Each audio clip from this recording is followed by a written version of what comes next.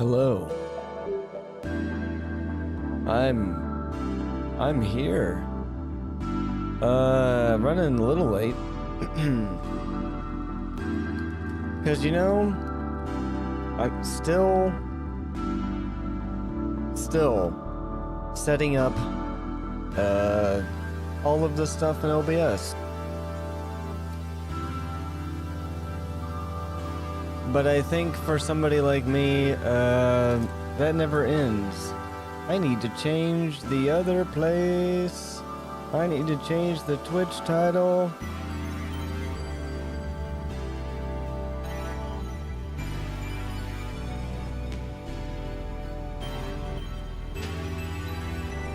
Whoops.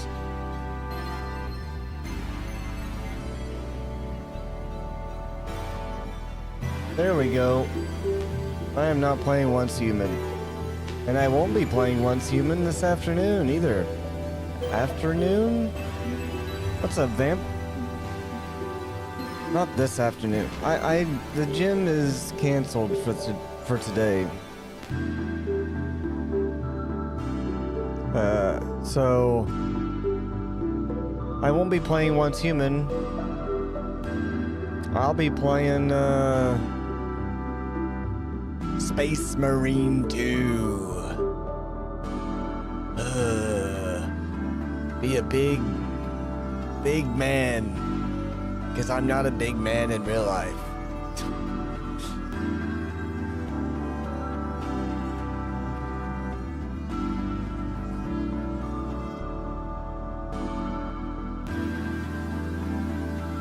Anyway, I need to preemptively make YouTube thumbnails, so I'm not having to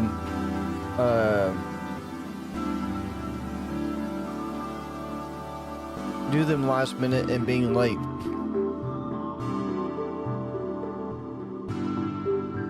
It is what it is, I guess. But I've been sitting here trying to get everything going. Your thumbnails are terrible. Good. That's the point.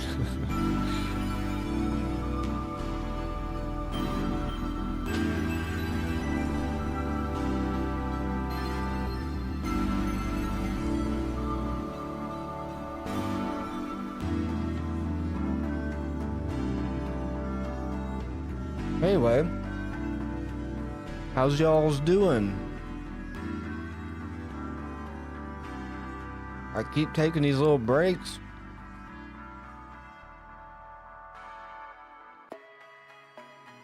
To set stuff up. We have a new Channel Point Redemption over on Twitch.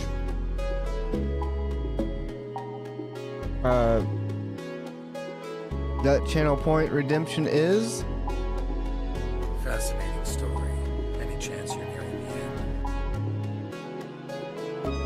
end? Let's try that again. We need to add, apparently the alert system is not on, this scene. Also, the music is, way too loud. I'm sorry. Hold on.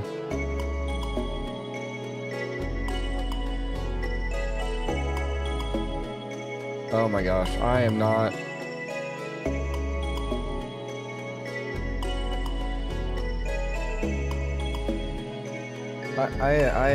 I'm not doing good today.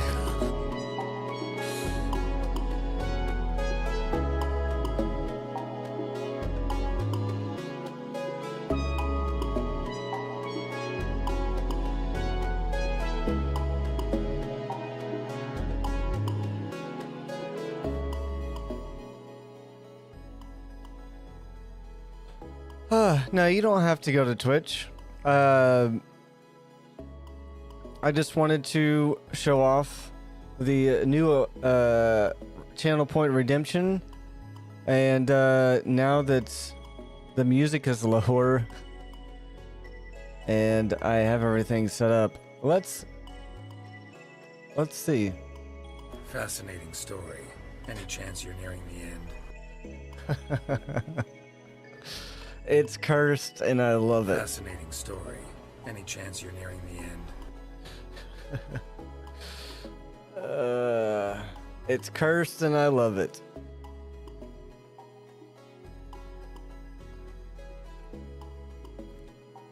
So yeah.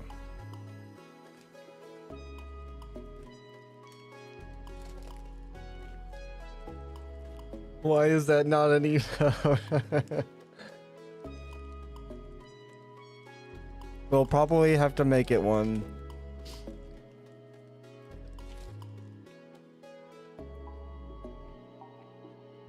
But so yes, Sunday when I was not streaming, I was doing that. Make it my bit reward emote. I will make it an emote. I will make it an emote. Hold on.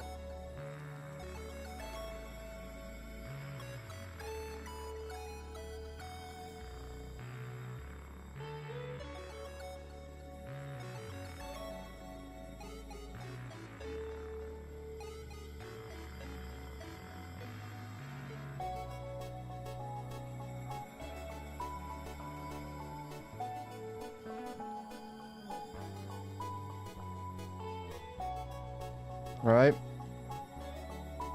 At 1 p.m. I will get a reminder to make it an emote. I will use that a lot.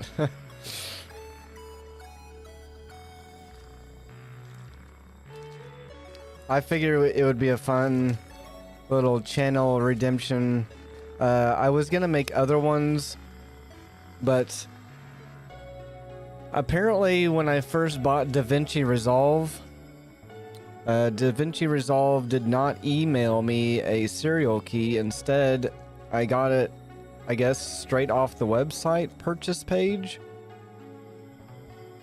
So, Sunday, I went to boot up DaVinci Resolve, and it asked me for a serial key or a login. Well, guess what? I didn't have a login. I didn't make an account when I bought DaVinci Resolve. So, I had to email them, and you know, kudos to Blackmagic Design. They Monday morning, a little past 9 or so, when they opened, bam, I got an email. Hey, send us this information and we'll see what we can do. Send them an email. Like maybe 30 minutes later, that serial code in my email. So, great customer service, as far as I can see. Yeah. I was worried that it was going to be a big wait, several days and all that kind of stuff, but it was not, and that is fantastic. So, yeah. I will be making some animated emotes, or animated Twitch redemptions, in the future.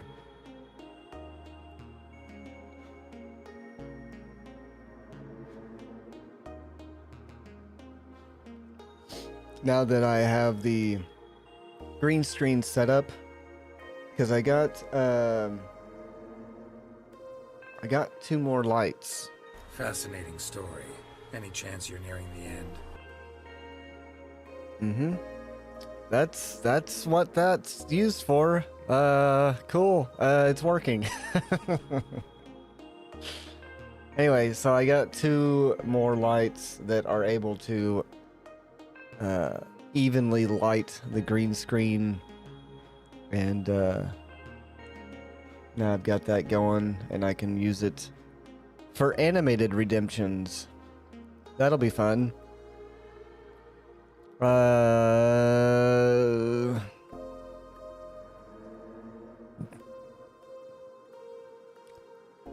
It's good to be on my off week hanging out with you guys. I'll tell you that last week was a little bit challenging at work. But here we are, and we are going to be working in Unreal.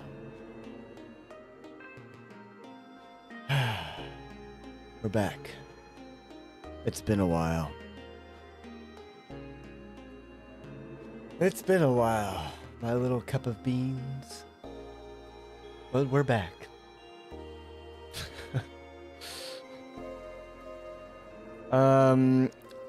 Also on one of my off days last week, I made the bean model. So now I actually have coffee beans. So, I don't know what I was about to do here. I know what I was gonna do. Oh, I don't have any, let's see, auto add to favorites. I don't have any favorites anymore on my, where is the favorites? Toggle favorites, there they are. Remind me of corn nuts. Beans look sick. A little bit about corn nuts, yeah.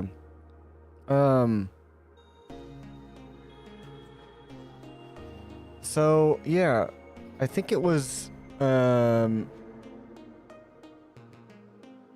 cornets.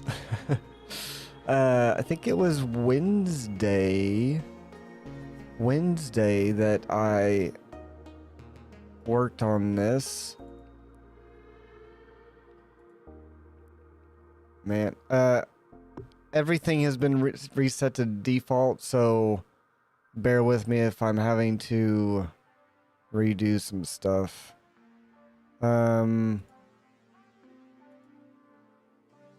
Let's see, perspective. I need field of view to be smaller, like 30, please. Okay.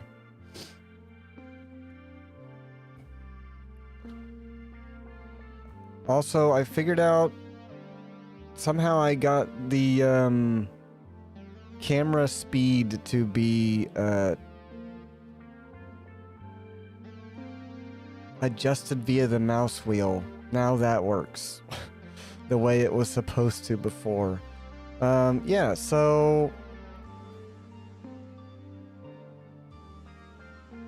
I still have probably some work to do on this, but I was pretty happy with it. I don't need it to be overly complicated. I used the modeling tools straight in Unreal 5. One was I used the vertex sculpt and the dynamic sculpt. So vertex sculpt, I learned. Now we're properly in the stream, the video, whatever. Vertex sculpt, I learned, is you are only moving the mesh that you presently have. So I created a sphere, I squished the sphere, then I flattened the sphere with the vertex sculpt, because when you go in here, you have these options here, and I just did flatten, and then I flattened it out to get more of a bean shape instead of just like an oval or pill shape. And then started pushing down the center parts the best I could. And then I used the dynamic sculpt, which is a little bit more difficult to work with because it doesn't have those presets like Vertex Sculpt. It only has like you're moving it, you're like grabbing a part and then moving it wherever you're going to move it.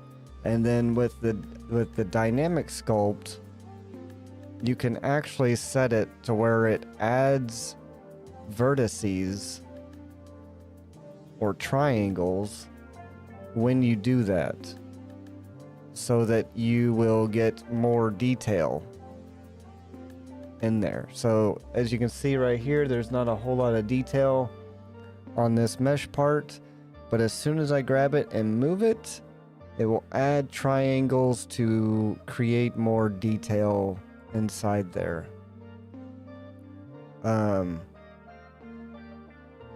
But there are some and then I went through with one of the things and started just punching little divots into the mesh, which aren't very noticeable. I don't need them to be noticeable. But when I eventually learn how to create a texture for this, I wanted to have those there so that I could put discolorations in those areas. So I don't know why my voice was getting shaky there.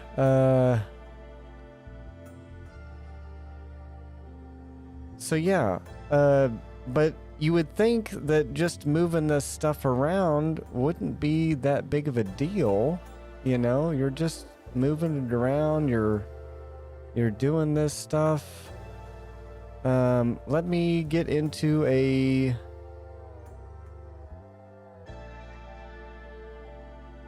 holy cow. Layouts. Let me get into a double layout here. And we'll do a right. We gotta find our bean. There we go. Can't zoom in any further. Cool.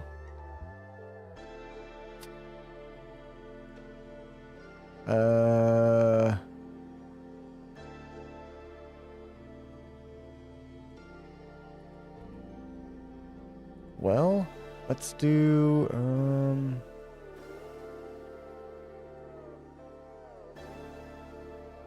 I don't know why you can't zoom in any further there.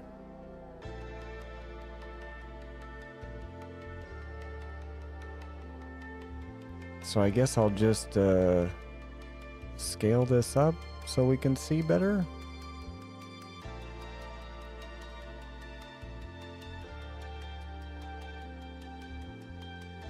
Okay.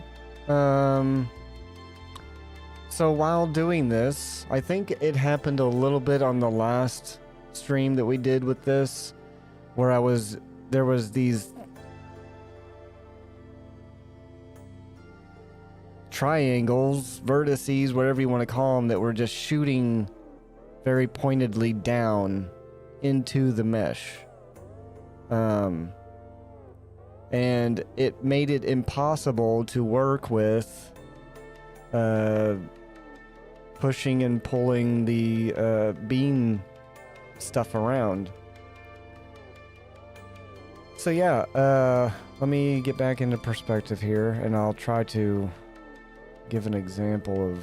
I need to find... There he is. So you would get in here, and I would do the vertex sculpt, and I'd start...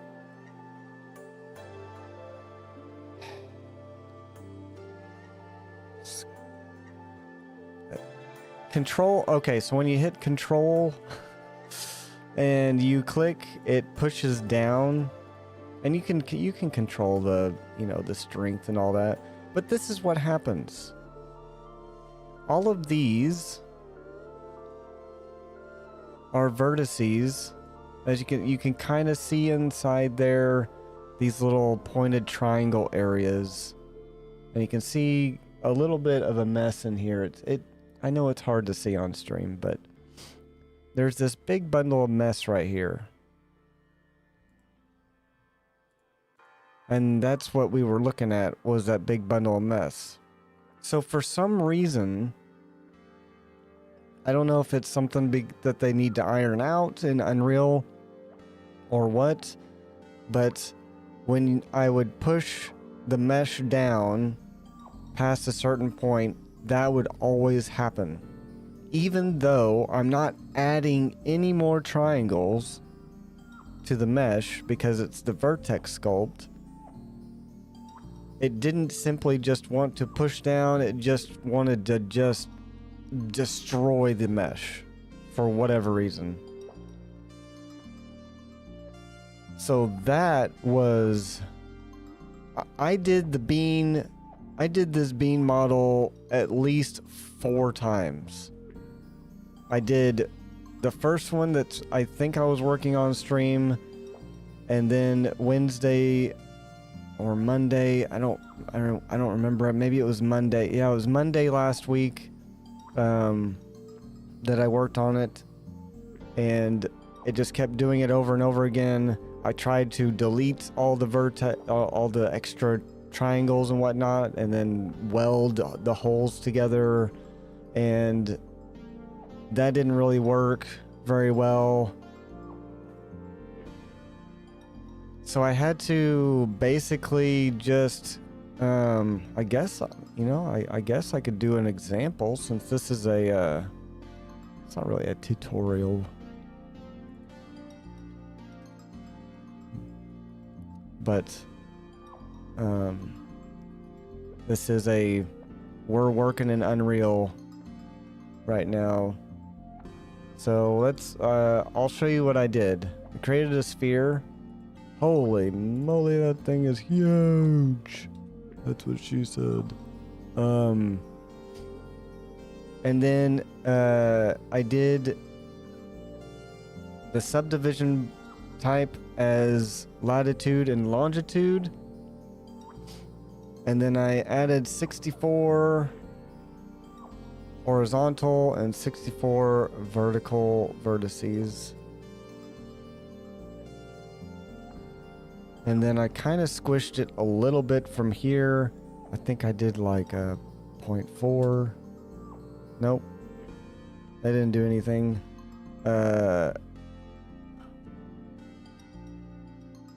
Negative 4. No, that's not doing anything. Okay, that's just rotational. Okay, so you create the sphere. It's been a week. Did the sphere, and then I just went into polygroup edit to make sure that I was, doing all that. And then I did like 0.4 to squish it, and then 0.8 or so, and a 0.9 or so. And then you kind of look at your shape here. Probably want to squish that more, so probably like a 1.2, 1.1 to add. So every time you do the scale in polygroup edit, it always reverts back to 1. So you have to add or subtract from 1 every time you do an edit. It's not like your details panel where the scale is 1, and when you lower it, it stays at that value, and when you raise it, it stays at that value. So if you go up to 5, it stays at 5, and if you go at 0.1, it stays at 0.1. It's different in the polygroup edit area.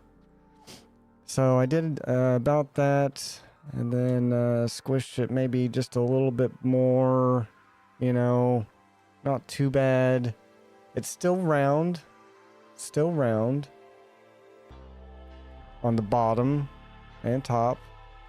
So then I've got this nice little kind of like a medicinal pill or something like that. And then went into deform, vertex sculpt, flatten. And then I think I added 3 panels here, because I wanted to see exactly what I was doing. Whoa, whoa. There we go. I wanted to make sure that nothing was going too screwy. We've got a top and a left. I don't know where we are on the left. There it is. There we go. And then I started to basically just flatten the top here.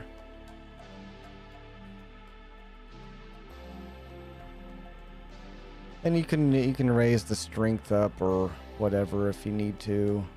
I think I made the size a little bit bigger so I didn't have to do as much moving around.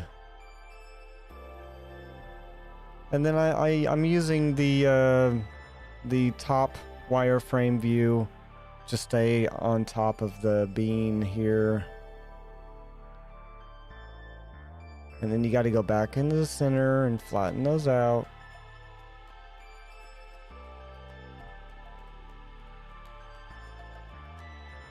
And what you're doing, because it's vertex sculpt and not dynamic sculpt, is you're simply just pushing down all of the triangles that you currently have, and the triangles expand or contract, or expand or contract. Yeah.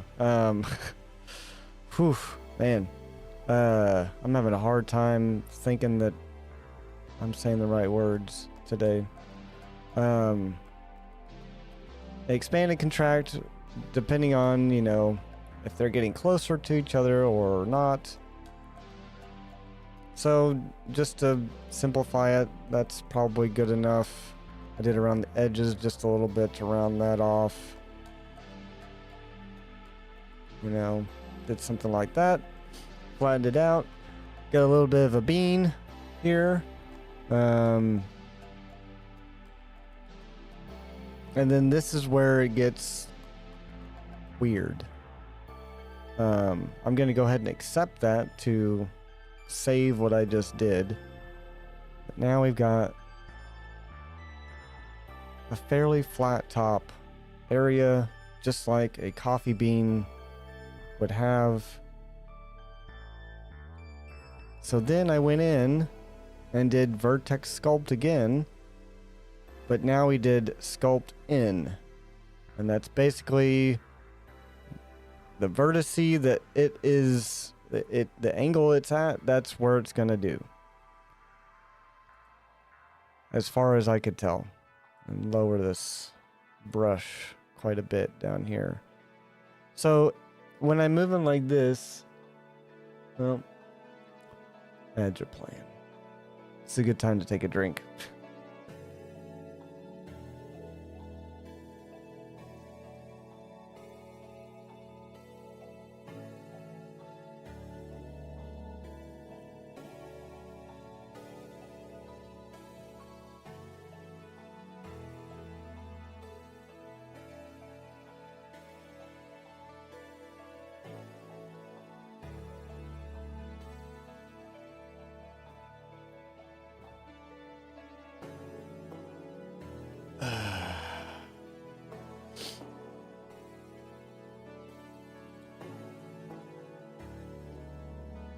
Yeah.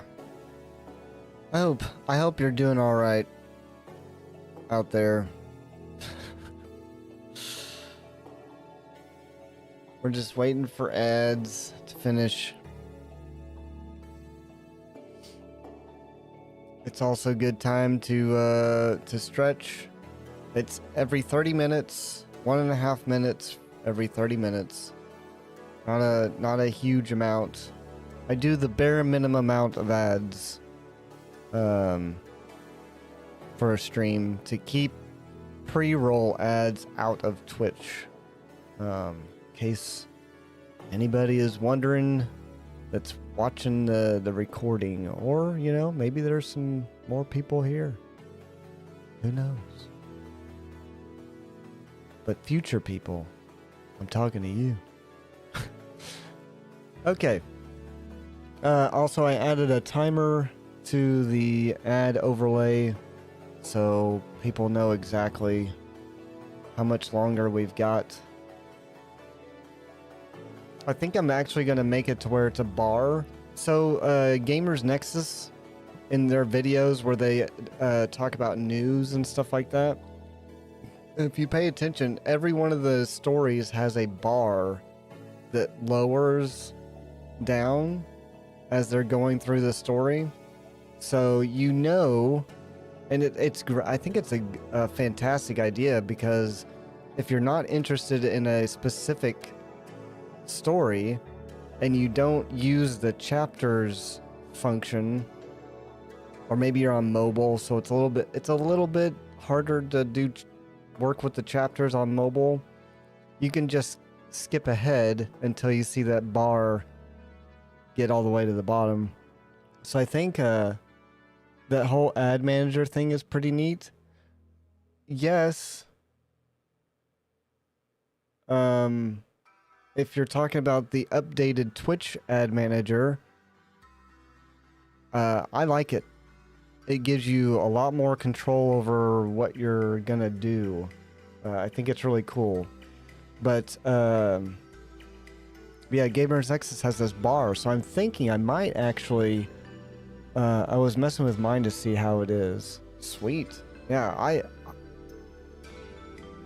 it's good. They finally updated something and it's better. But I'm thinking about adding a bar underneath the text, which I need to put like a translucent background behind the text, and then have a bar that moves from the right to the left as the ads are counting down. So we don't need the numbers. You'll just be able to see that bar moving down, and it'll be easy to read. 30 seconds every hour. So it'll be easy for people to scrub through if we're like taking an ad break or something like that. Anyway, so back in here, it's going to be a little bit difficult to see on Twitch, but when I move my mouse around, when I'm at the center of the bean, you'll see this red dot. I don't have a big enough green screen to do it, but there's a green dot above my circle, and as I move away from it, it moves with me. That is a symmetry setting. So if you notice that thing moving around and you don't want symmetry, then you need to come over here and uncheck this box. So to do my bean, I think I did the strength I need to lower way down for now. And probably lower the smooth brush too, just in case. And then you can hold control and push your mesh down. Okay. So you start doing that and start getting, in my particular case, I'm creating a coffee bean. So I would start pushing this down where the split is in a coffee bean.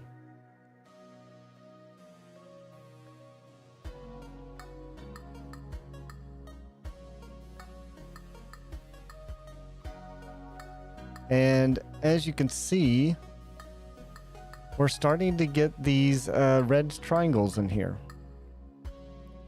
These red triangles are, if as we push into the mesh, you can see that inside the mesh, or the shape, whatever you want to call it, is this reddish color. The reddish color represents the inside of a triangle, or the inside of a mesh. So when you're pushing your mesh around in a friendly manner, not in a bully manner, you'll start seeing these vertices or these triangles start inverting on the outside of your mesh. And this is where I was getting the really big problems while I was creating this, because they kept doing that. And if you let them go too wild, they will create some issues for you in the shape of hidden triangle areas or hidden polygonal areas inside the mesh. And what I'm afraid of is if I'm calculating distances for collisions with the beams, then I might run into some weird issues with like negative numbers and whatnot for calculations. So I wanted to make sure that that wasn't happening. So I figured out that instead of trying to push and pull them too much around, you can hold down shift when you've got this tool, and you can start smoothing out your surfaces a little bit, and it will kind of get things back in order a little bit. The problem is you can't, when you smooth it out, it kind of pulls up the mesh again, and you can't just hold shift and control to reverse the direction it's going. It always tries to smooth it out to what the mesh was before, as far as I could tell.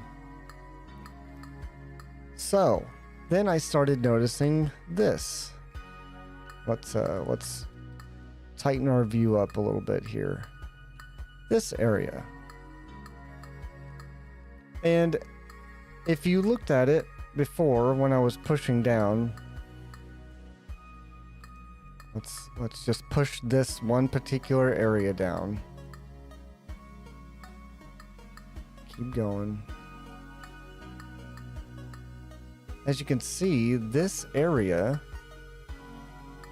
because of how many triangles and vertices and stuff are inside there, this is the area that was giving me a ton of problems because of that point. So I did one of the beams. I tried my best to get rid of all of the inverted triangles that were on the surface and causing really weird mesh issues. And I came to the conclusion that I would go into polygroup edit mode, or actually, no, I did triangle edit. Hold on. I did triangle edit.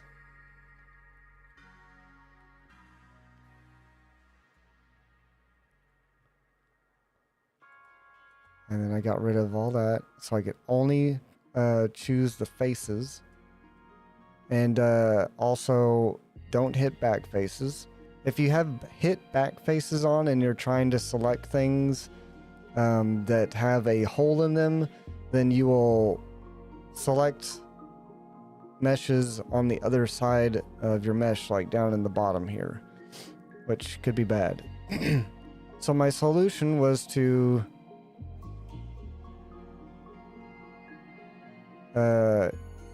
grab all these.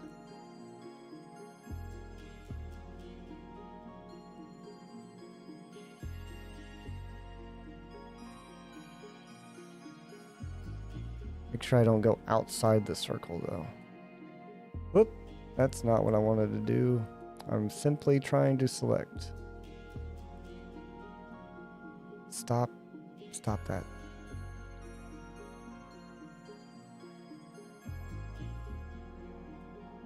So I would select those center triangles and just simply delete them. And then I went in And I just had the vertices selection.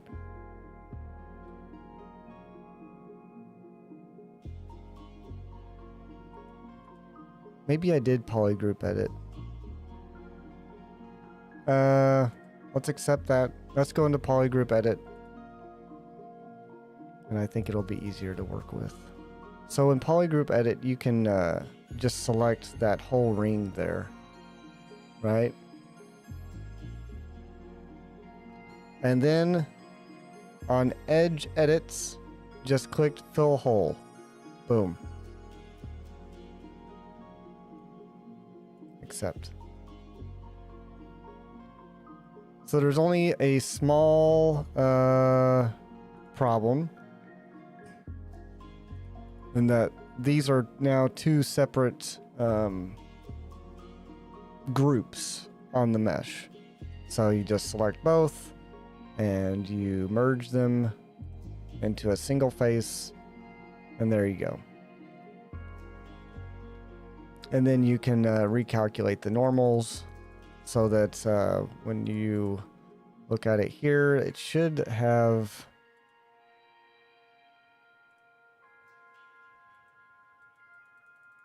that might be a problem you have to solve in the future.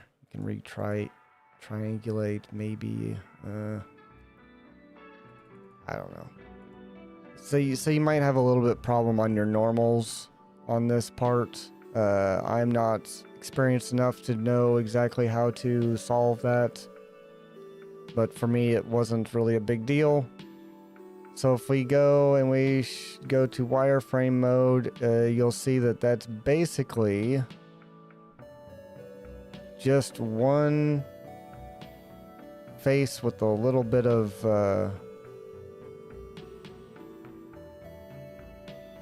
with some vertices on it. But they're all just straight vertices.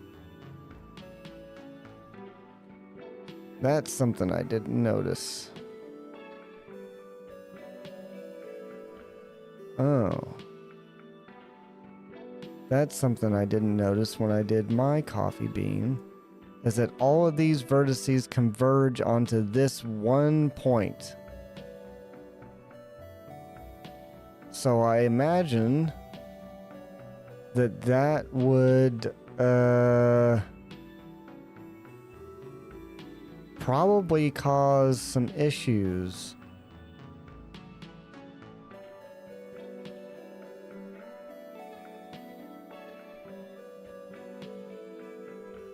That I didn't think about before. Let's try to go back.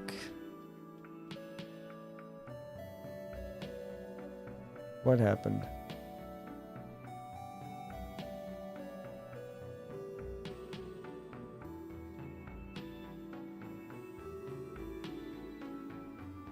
I went way too far back.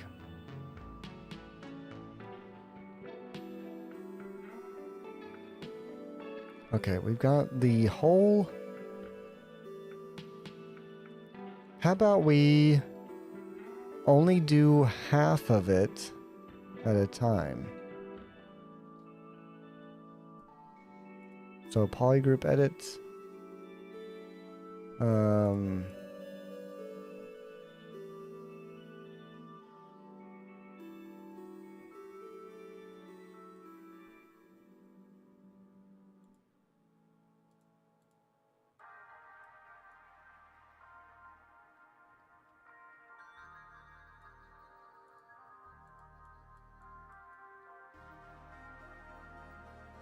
Okay, I'm gonna have to do a triangle.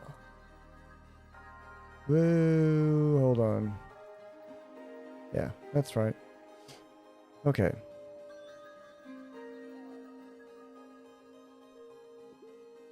My camera speed is too fast. How about we do...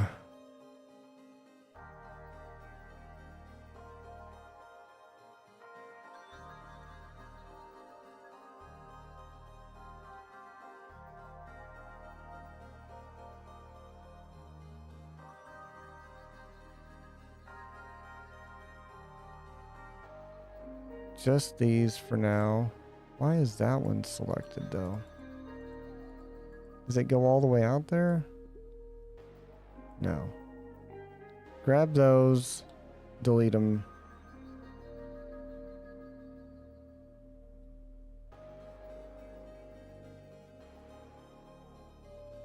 That's not what I wanted, huh? That doesn't look right.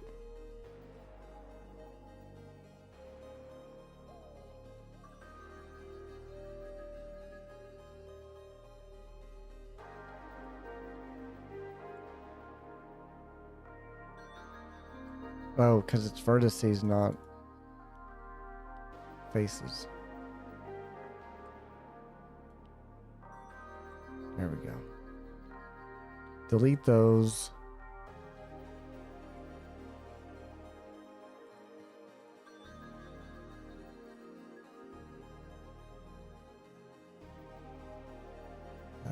Fill hole.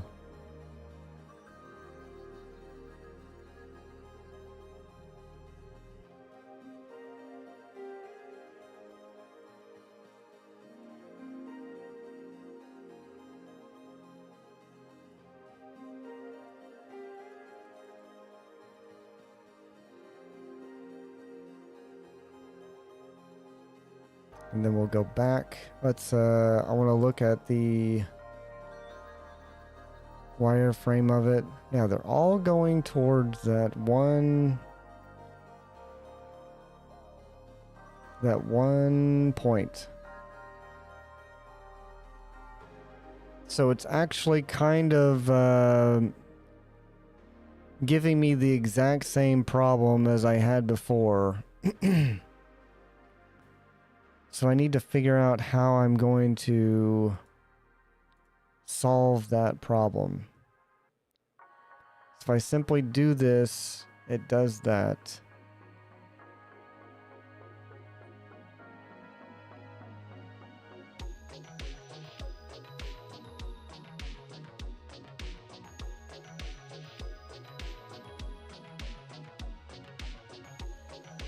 When generating extra corners, how sharp the angle needs to be to warrant an extra corner placement there. Maybe we can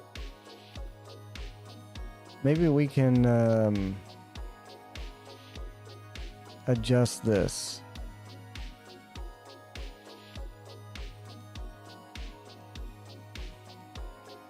No, that did not do it.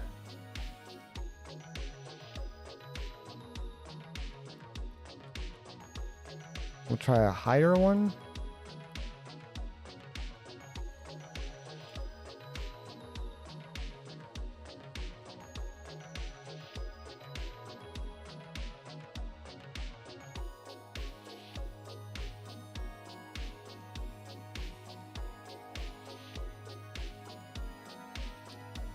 Can I simplify just that area? No.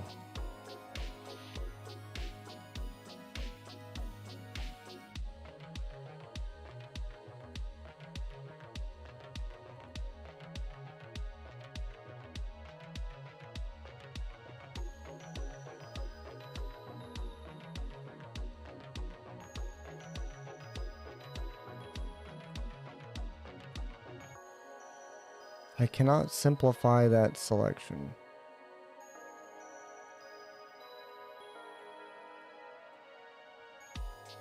Maybe if I do this. Cannot simplify. Cannot straighten.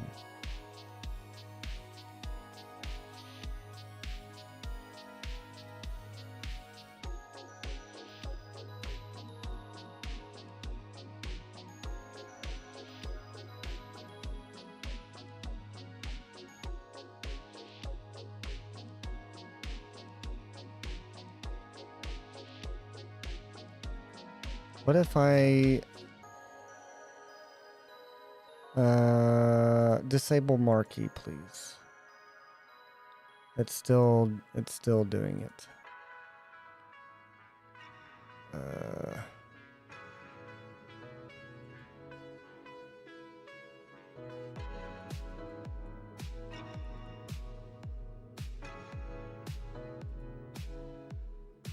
Okay, let's go into triangle mode and see what we can do.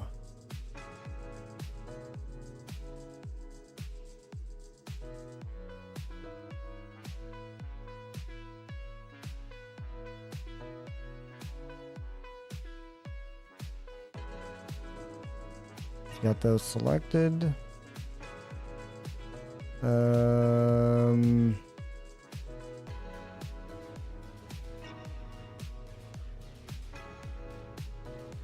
We can't weld because weld has to be 2 edges.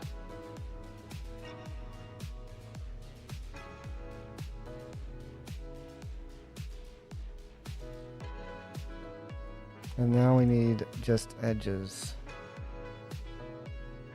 I just want these edges though.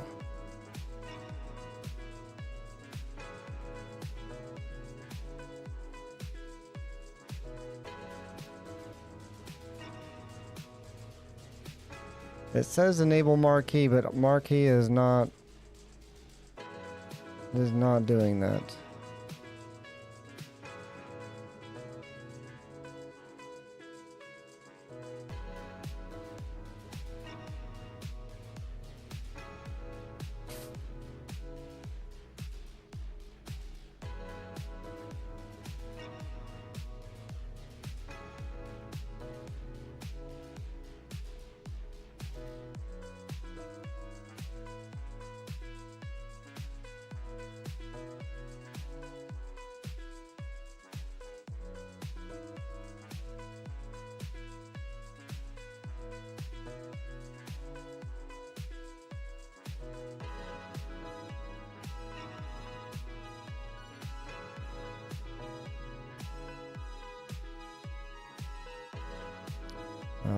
Okay.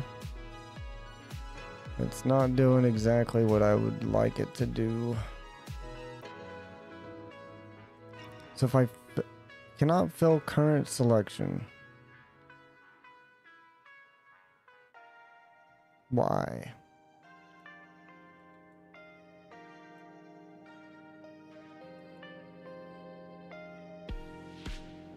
For any selected boundary edges. But you won't let me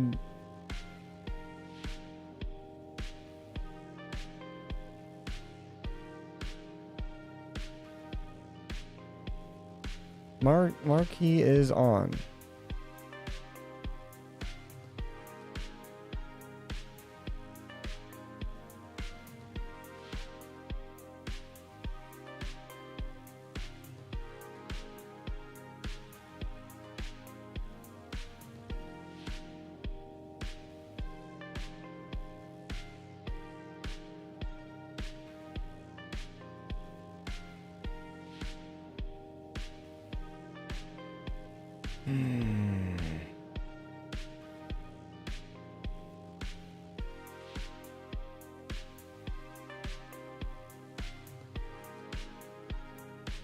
I can't do that. I can't do welding like that. That's not gonna work.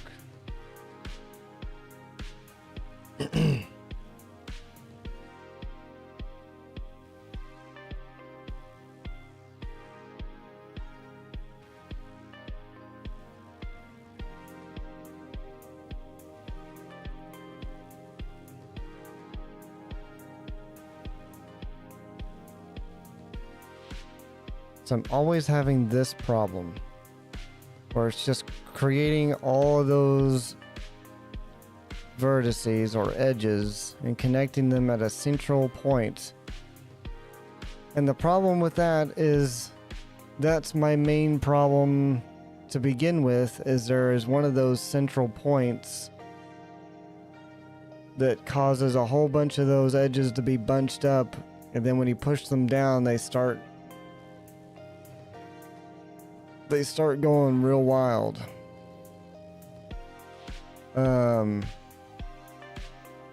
This area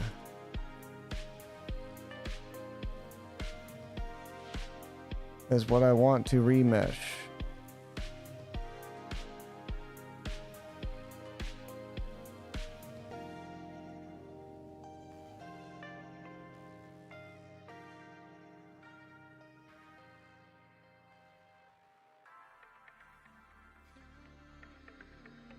But it does not want me to do that.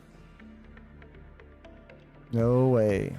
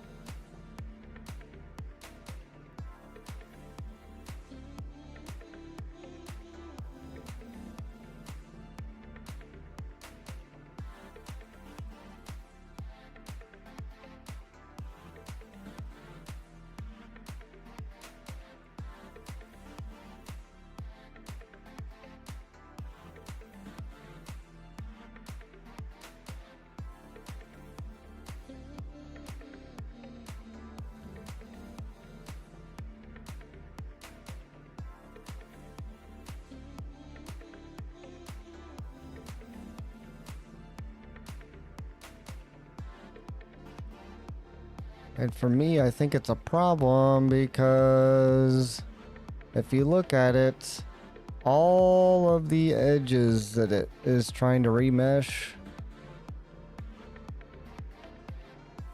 it takes from the outside and it has a bias towards these center parts, which I would like that to stop being a thing.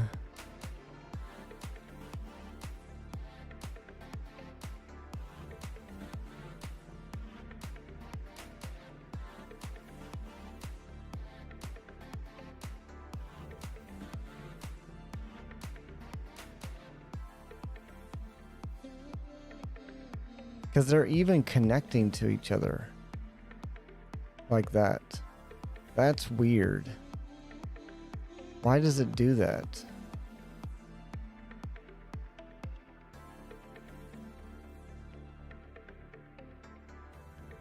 Okay, we got back to the flattening and smoothing. Let's see what remesh does. Is it still... You can see a definite line that goes down to the southern pole of that.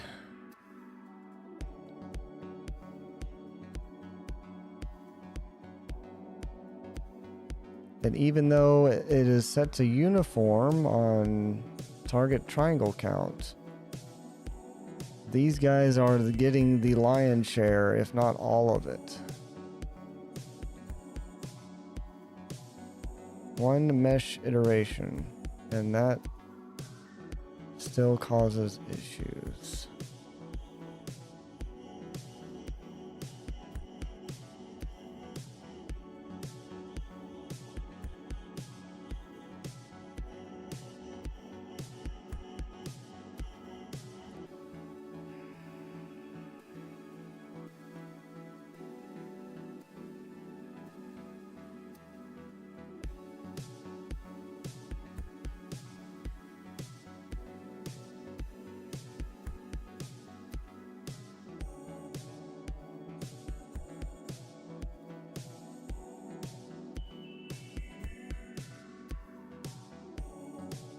That helps a little bit.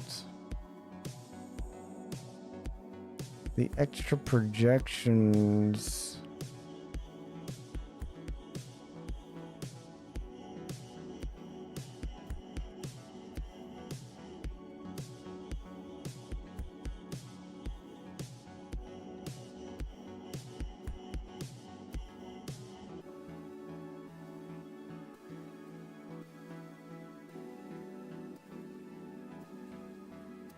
Are causing issues.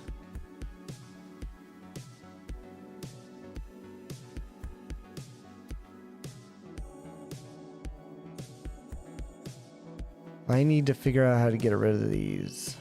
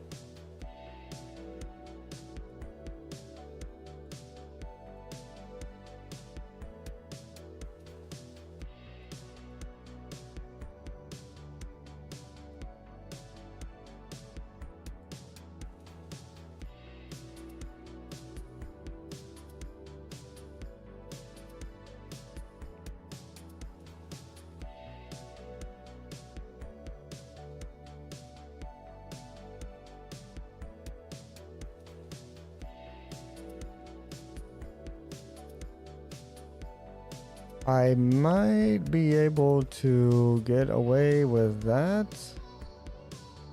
Because when I turn off discard attributes, that shows. If I discard them, they go away.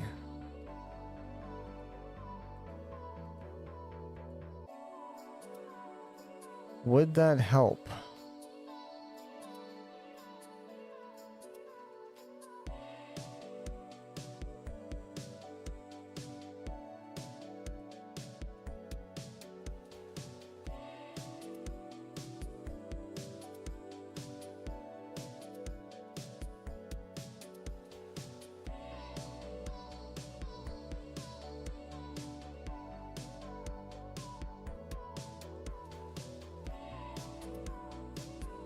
Also, the target triangle count does not do anything right now.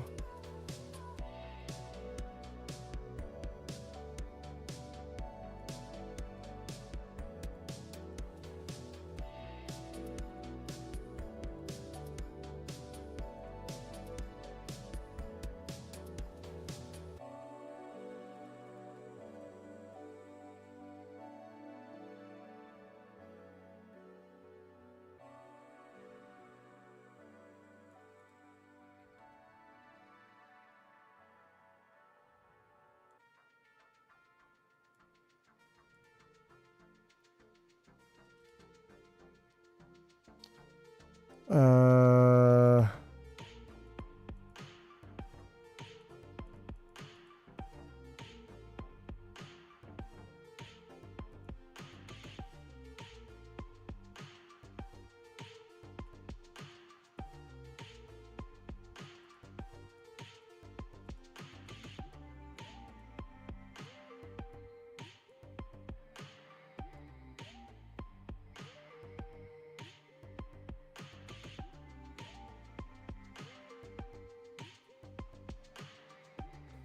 I guess I'll do that and then see what I can do now.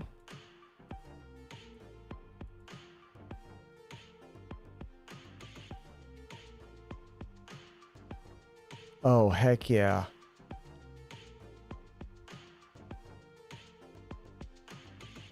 I started playing 3 different games today to see if one sticks. I guess I don't feel like playing anything right now. Sometimes that happens.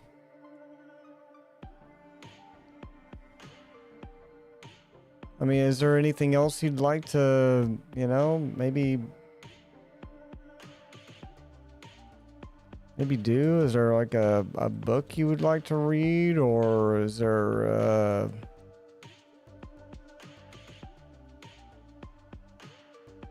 I mean, I know it's nighttime now, so it kind of makes it a little bit more difficult, but like go on a bike ride when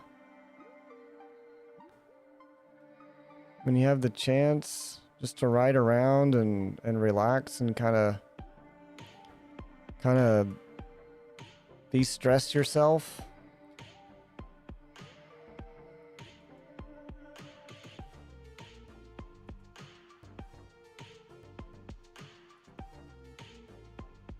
I rewatched all of From and saw some movies the past week. All of From.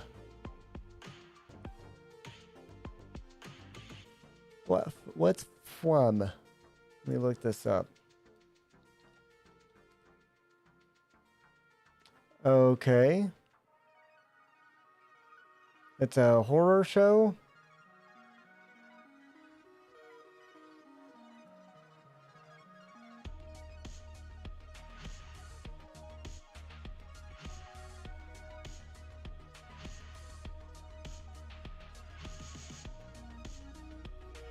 I have never heard of From.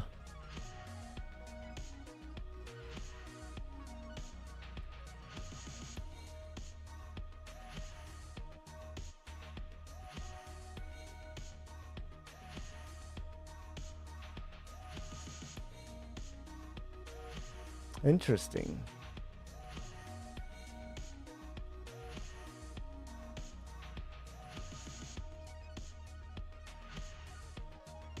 It's got some pretty good reviews. Let's do 2,000 triangles. It's gotten rid of a lot of the weirdness. From 3 starts in about 2 weeks. Okay.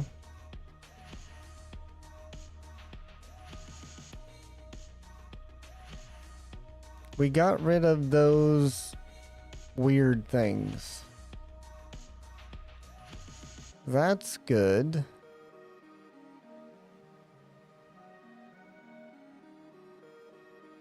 Now let's see what we can do with this mesh.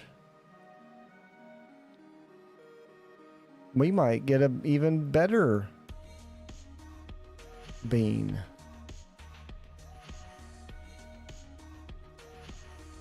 That's sculpt, yep.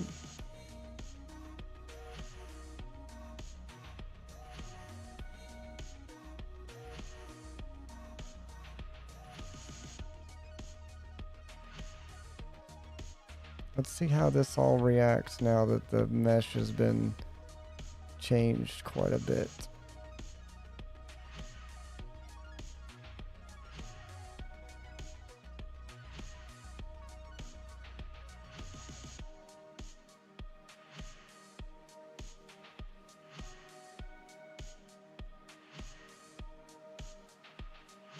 I'll turn up the strength just a little bit here.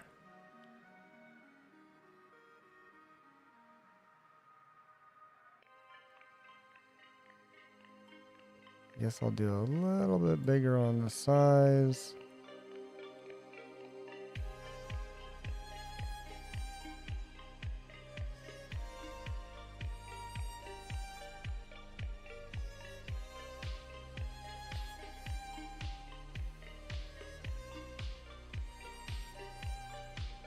No immediate oddities yet. There's some areas that are a little too connected for my taste.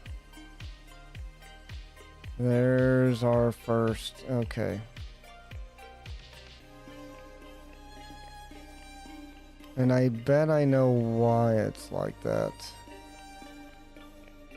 So I want to try something.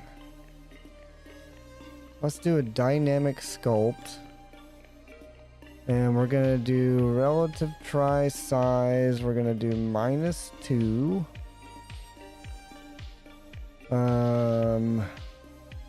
Strength, we're going to lower down. And we're just going to kind of mess with just the areas that I'm going to push down.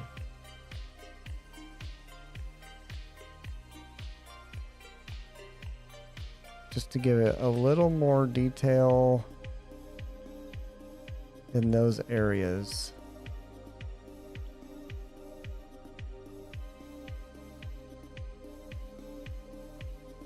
Like so.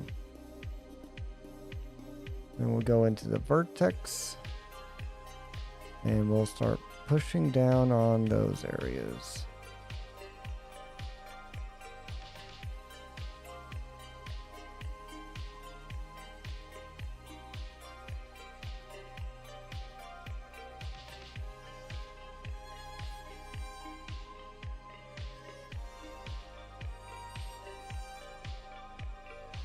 And then that edge there didn't get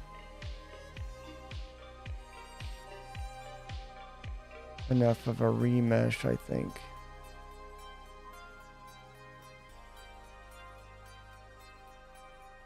So it looks like it's going to give me a little bit of a problem.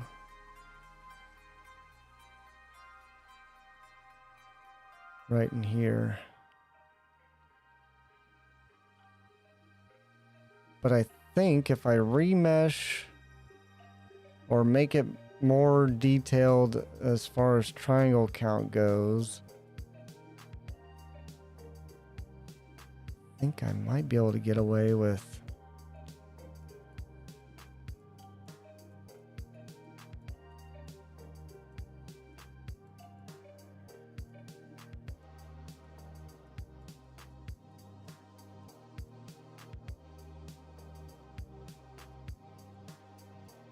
might be able to get away with this. Now you might be thinking, why don't you just do the whole thing more detailed?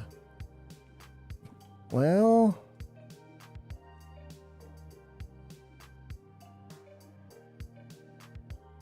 I feel like that would give me problems in the long run if I did it that way. And I would just end up with way too many triangles.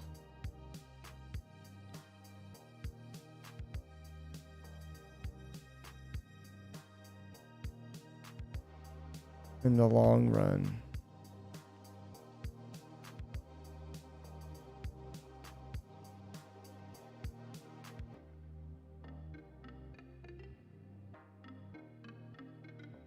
And I'm trying to do this thing with as few triangles as I can to keep the optimization down, because the physics and whatnot are quite expensive. Once you get a whole bunch of particles, it gets real expensive.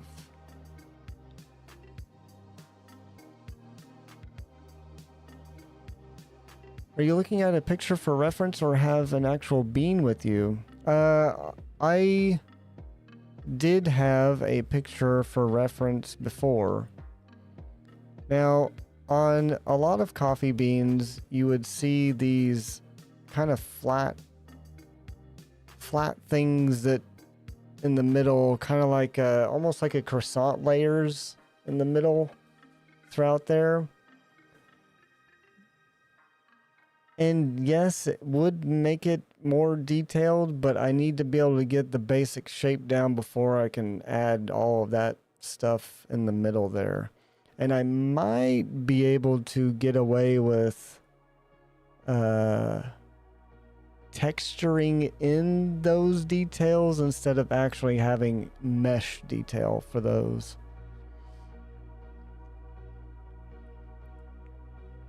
Because a lot of times you can just use a decent texture and add in details rather than adding them into the mesh and causing it to be more expensive. I want to flatten now. I'm going to go through here and flatten these areas. I'm already starting some flip. I'm seeing a flip. Maybe I could smooth it out instead.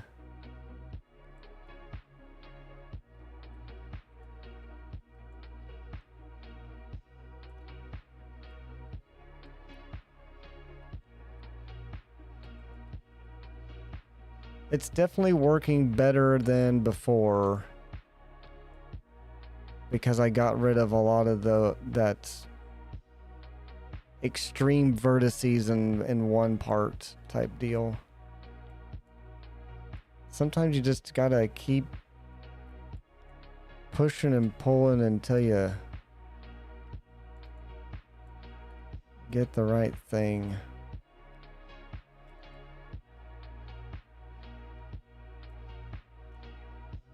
But this area is trying to give me problems. I might need to add more mesh detail through our path.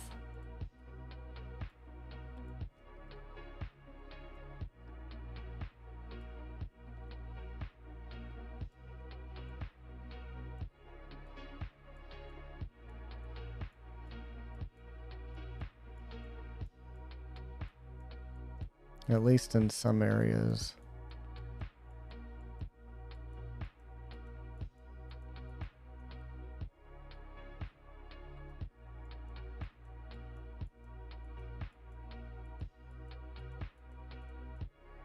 But yeah, at this point, based on, you know, just real life looking at coffee beans all the time and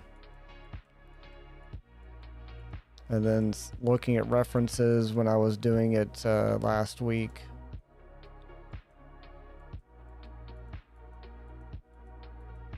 kind of know what a coffee bean looks like for the most part.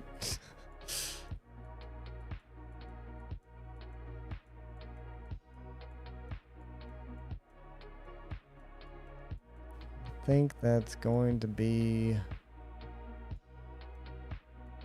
about all we need. Like a corn nut.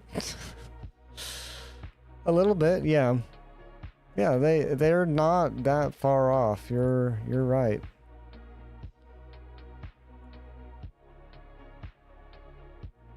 Okay, I'm gonna go a little bit slower as well as I'm going through here.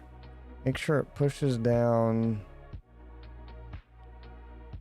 as far as I need it to with each pass.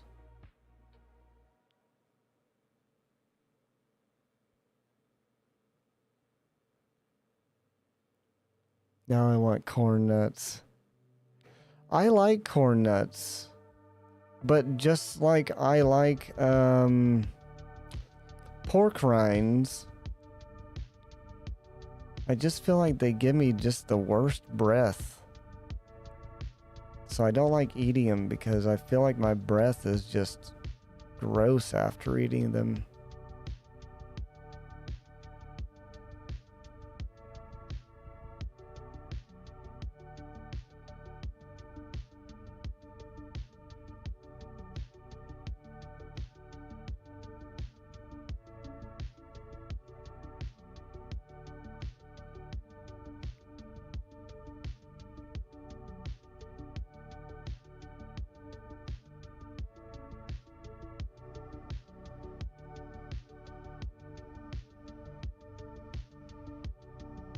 Forgot what the other snack was called. They were like little baked things with a flavored paste inside. A flavored paste inside? Yeah, you lost me on that one.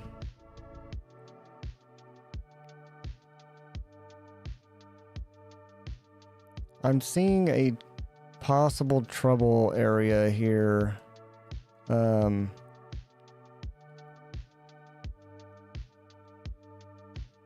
Right here. There's a lot of triangles in that one area.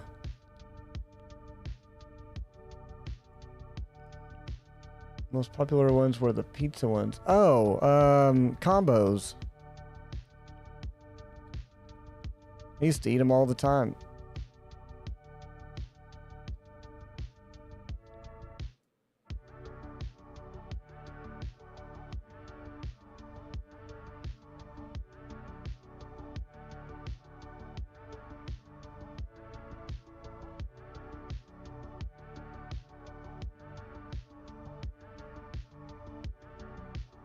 I really like the 7-layer dip combos. Or I did, at least. When I worked daytime at the job that I'm at, a lot of times at night, especially during like the holiday season, I would have no time to eat a lunch, so I would just eat 7-layer combos for lunch or to get me through the shift.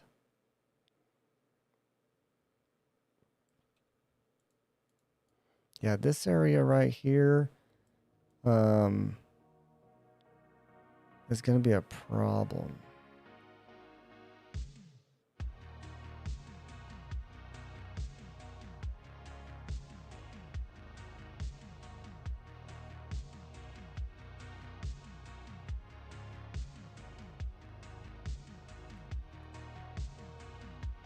So maybe we can kind of ignore that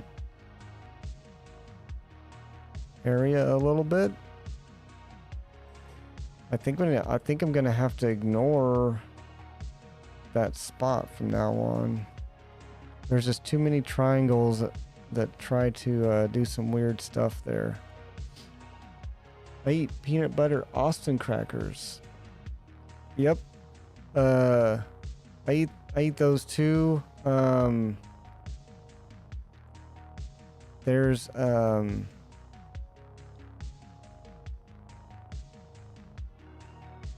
I don't remember who makes them exactly. The Austin ones are all right. There's like these white cheddar cheese crackers and cheese crackers that I used to eat a lot because they were pretty cheap.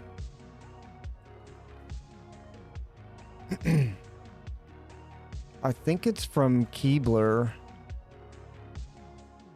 I think it's Keebler. Let's go ahead and do another dynamic deal and just kind of add a little more detail in here. Because the further you push down these triangles, the further they get pushed down, the more loss of quality and elasticity they get. So if you keep pushing, if you have here, let's do it. I haven't I didn't install it yet. Hold on.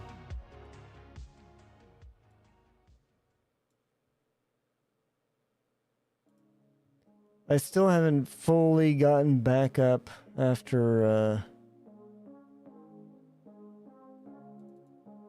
reinstalling Windows. That's me, not you. Continue.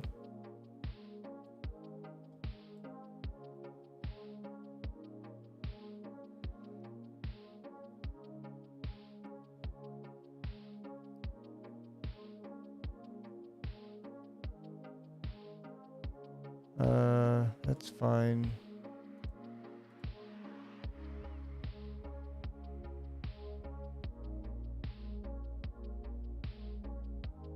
I still have quite a few things that I need to finish setting up after reinstalling Windows. I was also having a weird problem where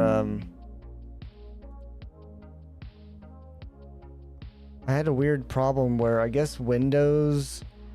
guess Windows installed a graphics driver for me, and it was really old, but I just installed the newer driver, display driver on top of it, and I was getting weird hitches, and when a video was playing in OBS would eventually crash or just lock up. I tried Space Marine 2 just to make sure it ran okay for me yesterday, and I got to a part and I tried to do something and it locked up on me. So I did display driver uninstaller, which wipes everything, including and I can never remember what it's called.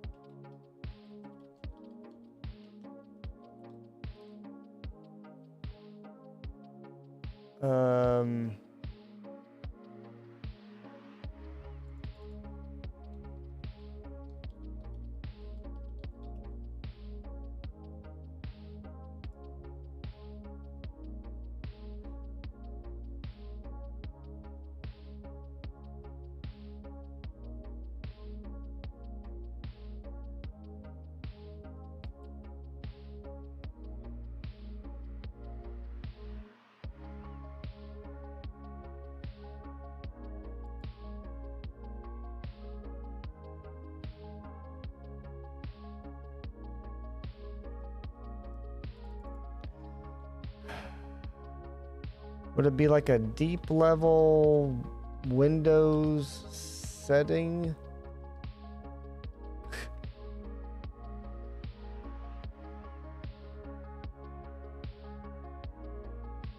They're talking about sound. I guess it, oh, reg edit. Registry files. So yeah, DDU gets rid of registry files that are lingering. Twitch says I'm offline. Or is it just I need to refresh?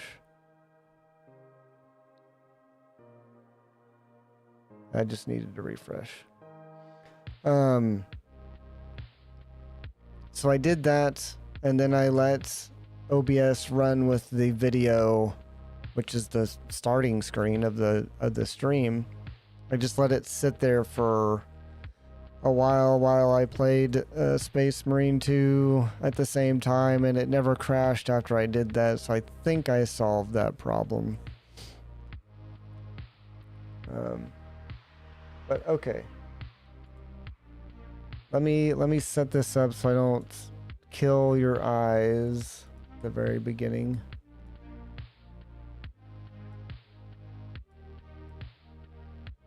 Image, canvas size.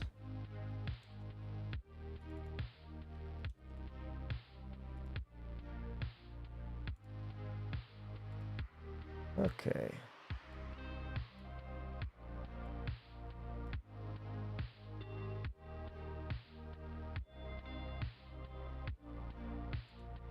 Ads are playing. Good timing, because I need to set something up.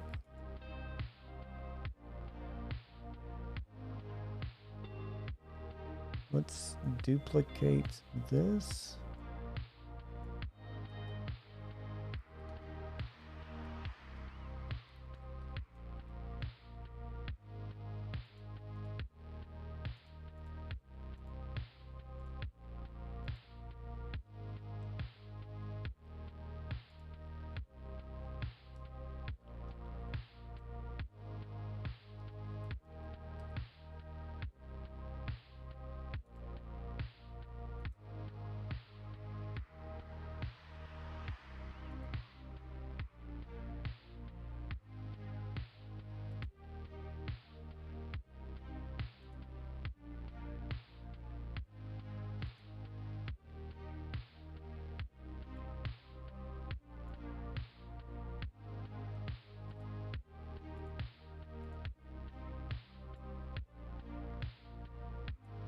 Can I just, hold on. Edit transform.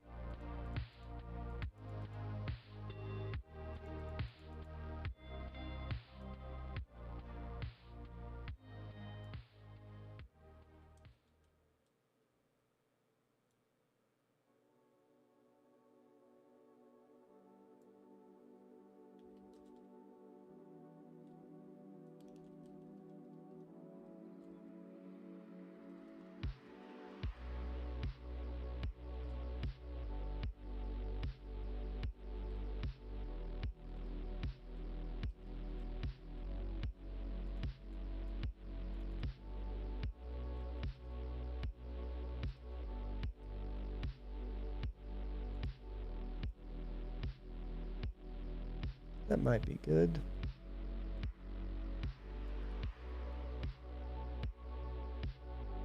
Center.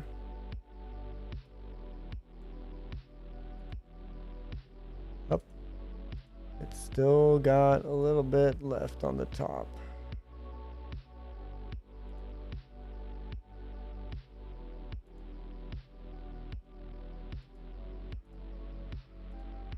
There we go. Cool. And then just for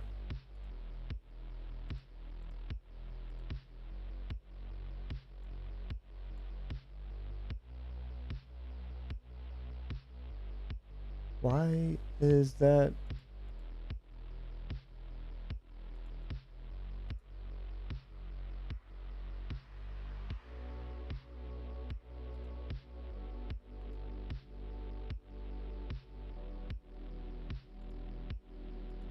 like that?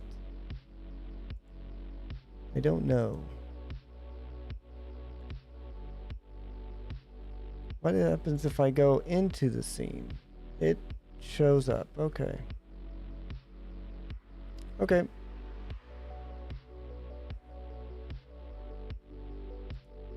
Cool. We're good to go now. So yeah, if you got a hexagon right here, and you've got a triangle that goes here,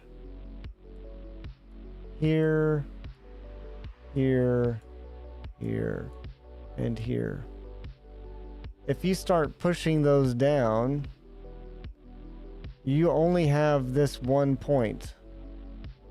So eventually you're going to have a hexagon that's the same size because that part didn't move.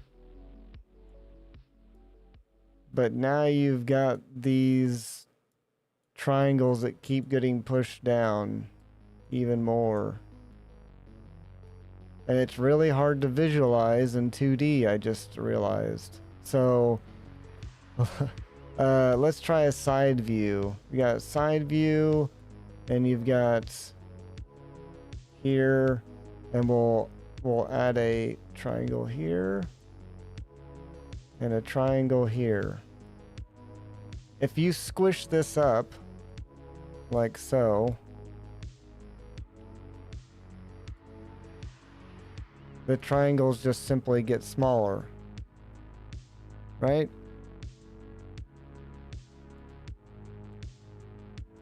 Oops. I need a new layer. Hold on. Always do a new layer.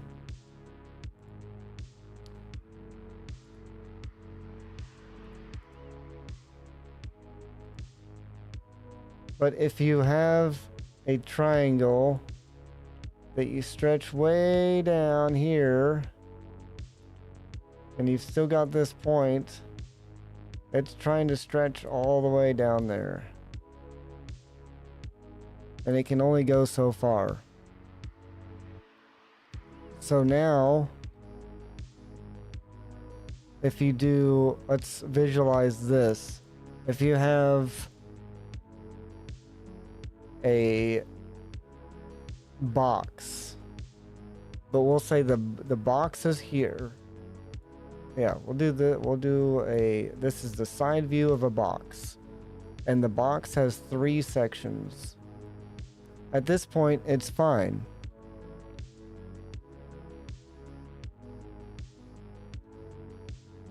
But if you put the points, if you push it down here, that box edge is actually going to shrink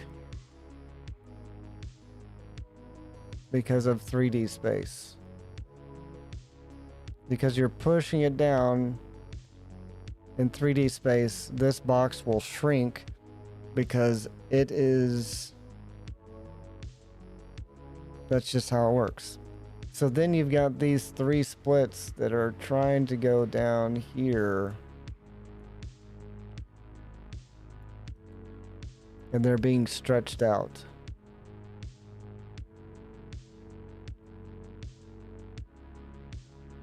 So it's really hard to visualize here. I wish I could zoom in further on the wireframe here, but if I keep let's see, I just added triangles. Okay, so let's accept this, and we'll go back into vertex sculpt, and we're gonna push down, right?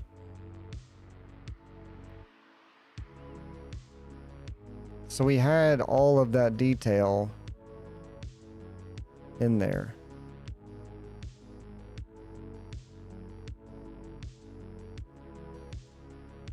We had a lot of detail, a lot of triangle detail, but now as it gets pushed down, you can see. So what I was trying to visualize and draw was completely wrong. As you push it down, these sides are getting bigger because it has to make up for the sides also stretching down. right? So you have this many triangles here. That's a lot. And I'm not getting rid of any triangles, but as I push it down, they lose detail because they're being stretched out. So kind of like a JPEG image, the more you blow it up, the more you stretch the image out, the bigger the pixels get.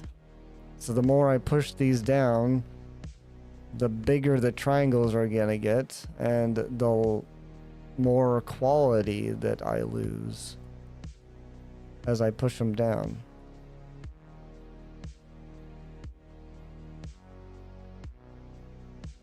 Which then causes some weird issues to happen, like vertices and whatnot wanting to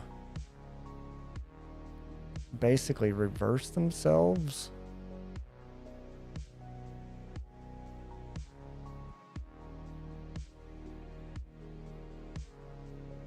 Because they're going into a position that they're not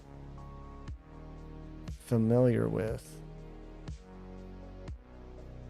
Or is it getting rid of triangles as I'm pushing it down? It shouldn't, because Vertex Sculpt is only supposed to use the triangles that you have.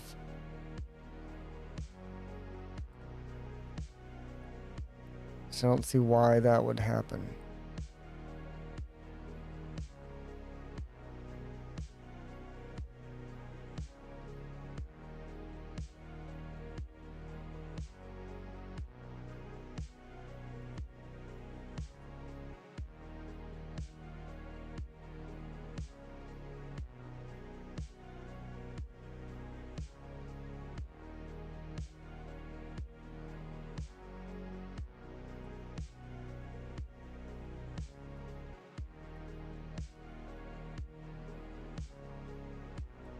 As they're coming back up though, you can see that detail returning.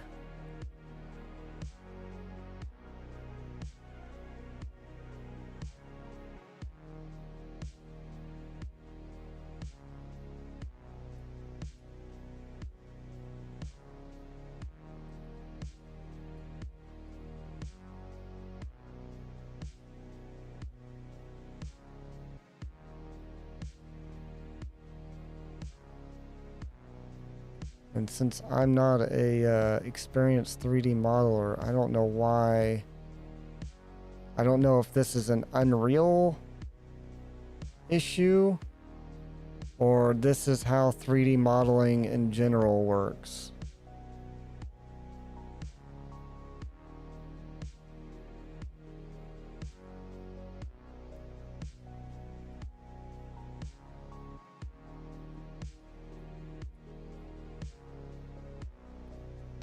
But I'm thinking maybe as long as I just keep adding detail down in there, it'll be fine as I push it down.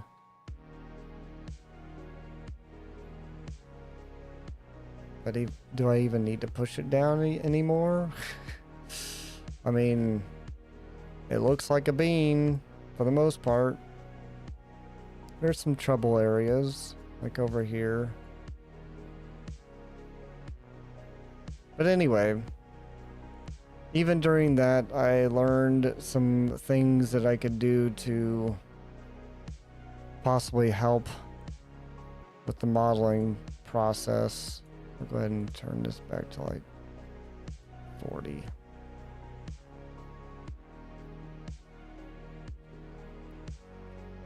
And then I should be able to go in here and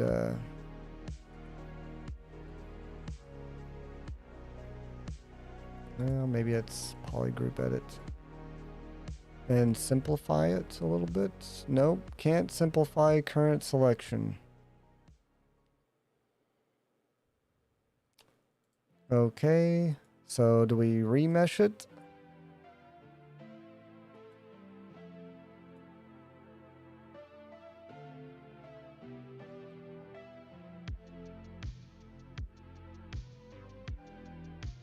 You can see these areas, these dark areas. Wow. And that's because because of stuff like this that happens.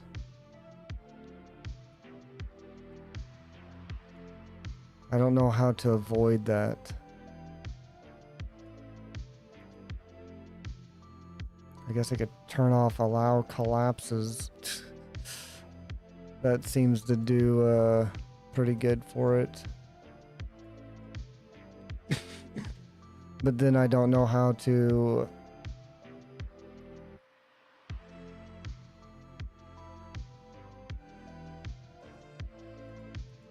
don't allow flips.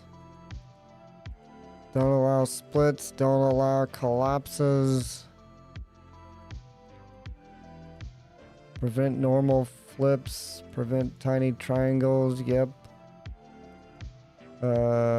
We will accept that.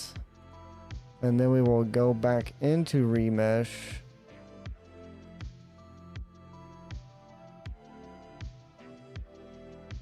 And see what we can do here. Obviously, we don't want to lose too much detail.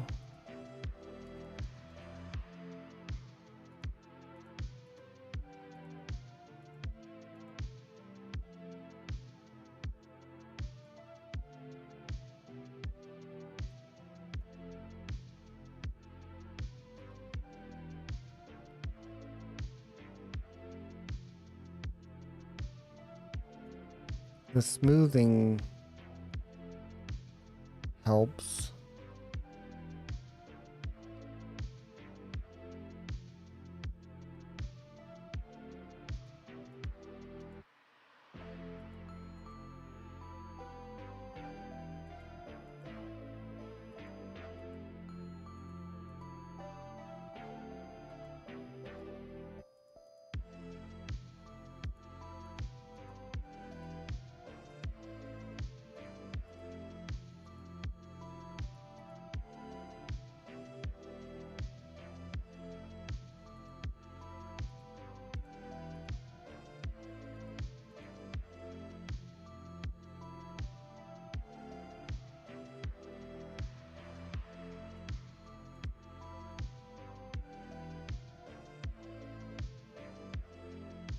I'm just seeing some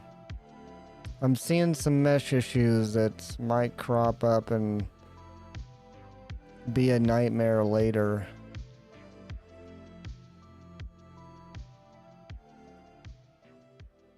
But maybe it won't be a big deal.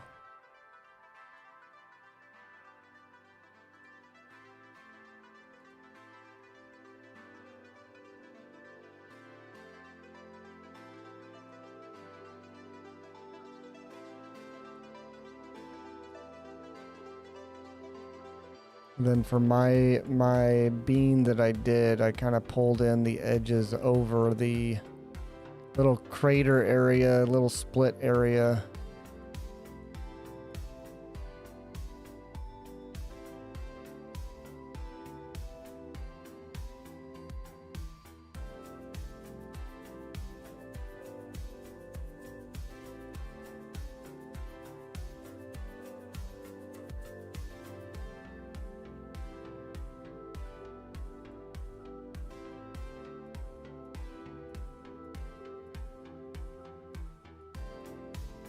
But yeah, I think the answer to why don't you just make the mesh overall more detailed with more triangles, because it only gets you so far. As we saw, we added more triangles and then pushed them down, and they lost a lot of detail very quickly. So even if your whole mesh has a ton of triangles, that doesn't mean that you're going to stop having those weird inside out triangles happening.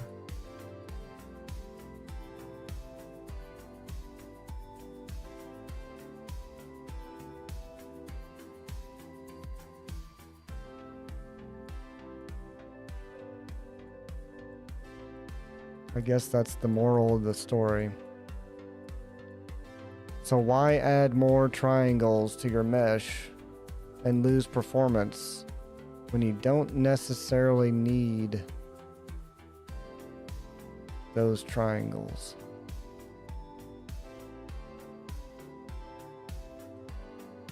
Now you can go in here in those trouble areas. You can go in here and start adding a little more detail to it. Sure. But I think overall, you don't want to just keep adding more faces, more vertices, more triangles, because it doesn't help as much as you would want it to. And trying to pull these down little by little is way more tedious than just using the vertex brush, coming back, adding a little bit of detail, pushing it down.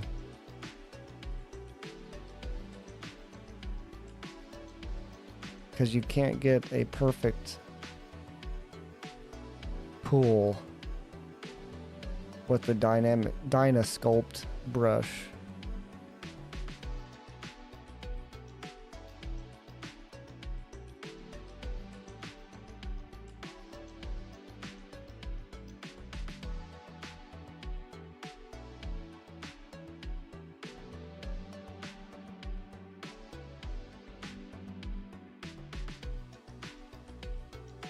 From what I have experienced,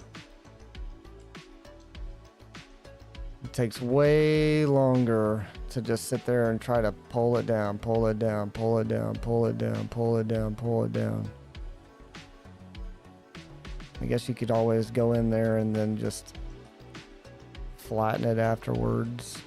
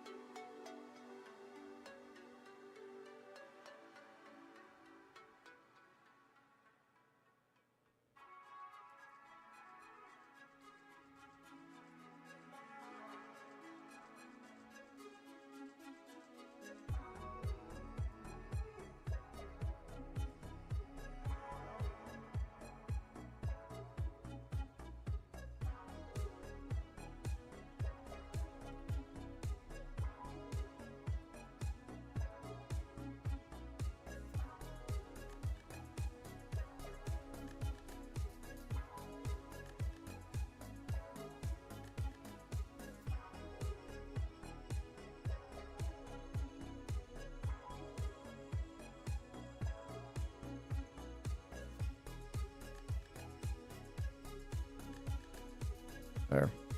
And that's how I did a bean. Pretty much. With a little less of those steps. It's very simple.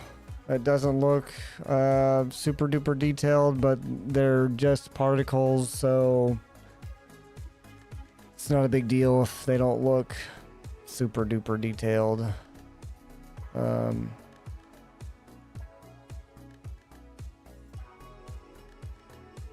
So yeah.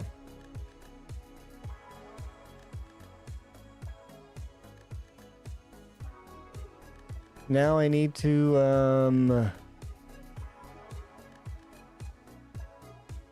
modify these a little bit. Modify the parameters a little bit, because since it's a new mesh, it doesn't collide as good as before. Which again, not a big deal. But we will need to go in here and start messing with some parameters so that they do collide properly. We need the details panel back over here.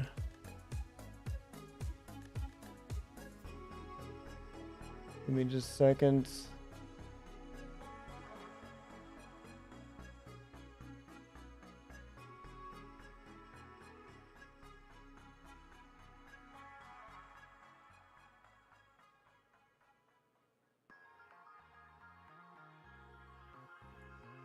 I think that is good.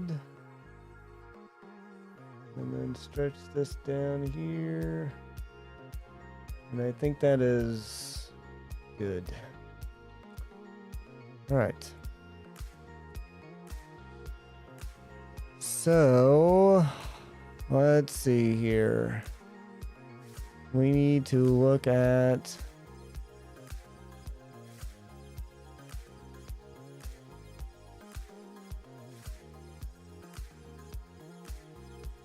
initial model dimensions. Model proportions are what?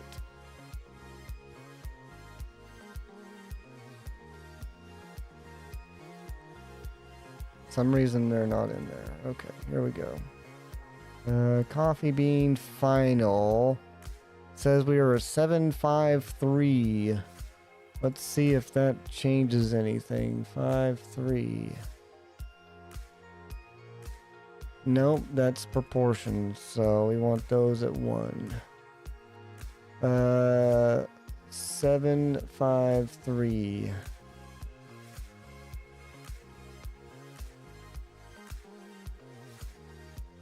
That also causes weird issues.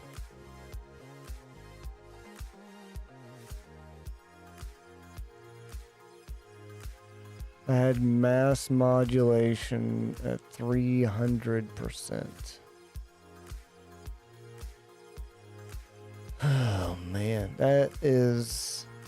I shouldn't need to do that. That's too much. We can make them rocks.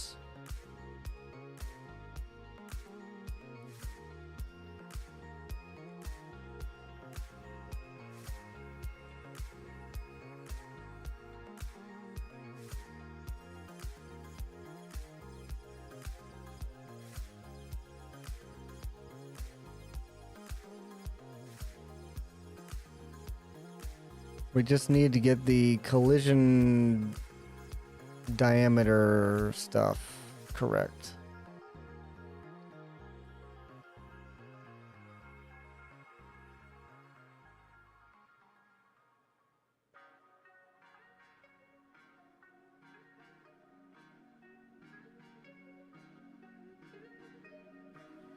That's what we need to get figured out here. So let's do mass modulation at 0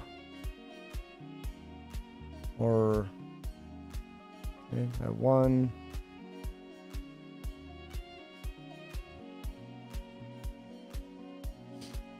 And I have the mesh dimensions on the collision at 753.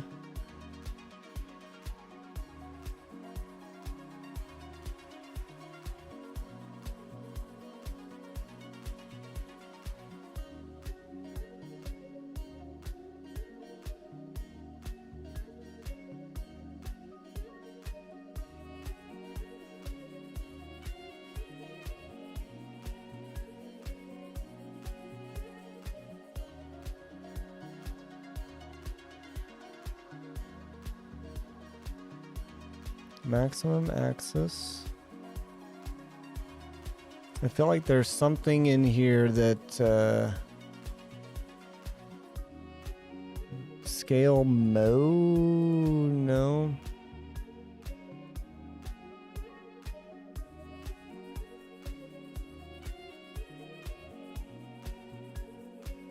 Sphere radius. That's not for that.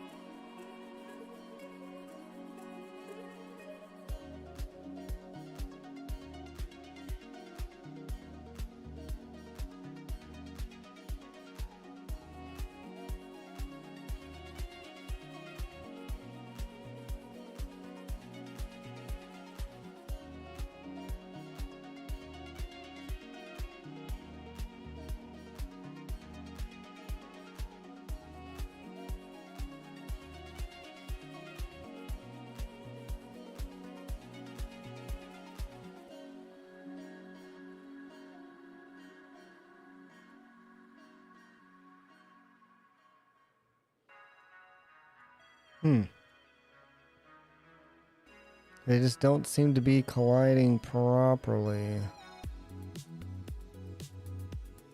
We've got some area around them.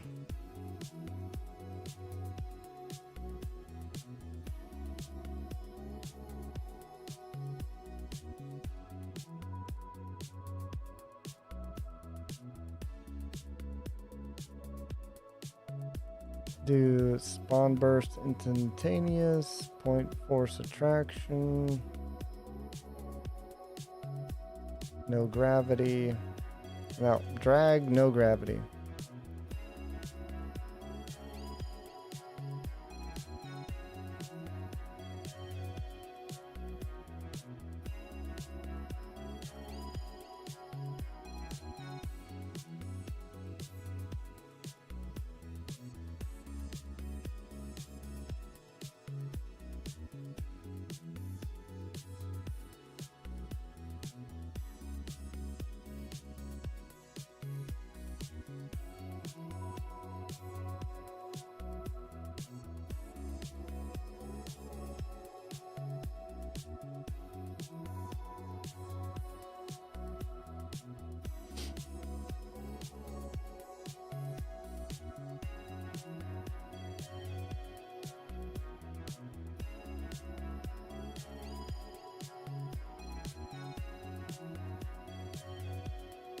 Let's go back down to like 20 count. Does that look like 20 to you? Hold on.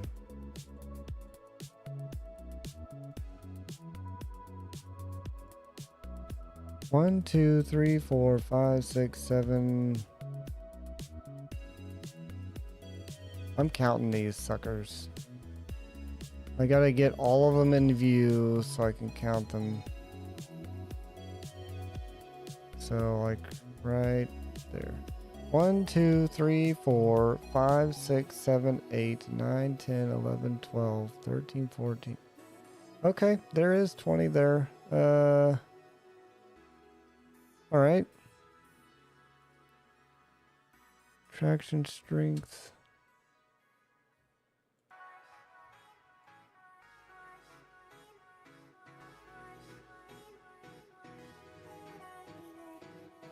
Loop duration. 1 loop.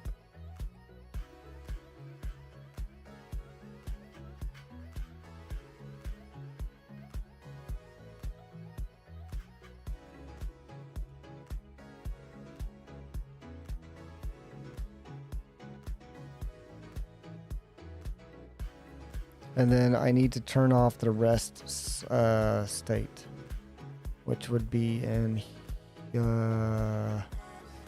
collision. Turn you off for now. I don't need a rest state.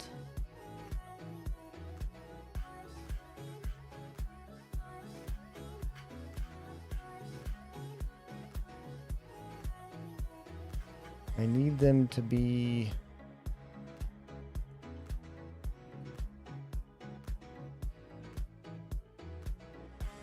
pulling into each other.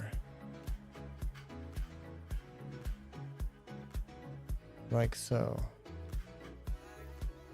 So attraction radius, I'll turn up to 500. That way they'll start bumping uglies. And then we can start dealing with this.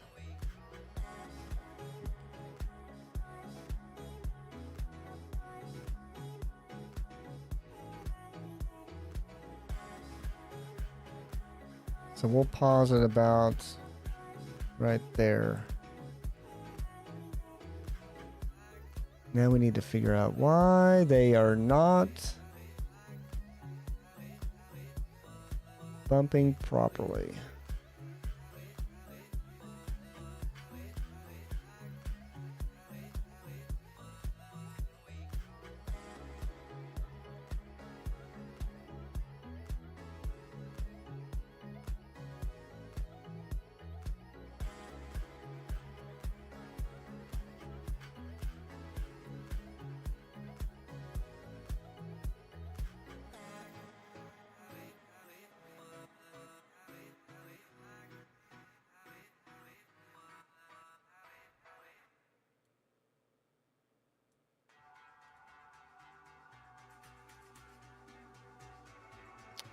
Why are you not bumping around properly anymore?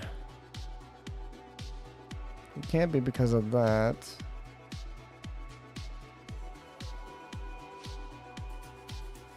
At least I don't think it is. Yeah, it's not because of that.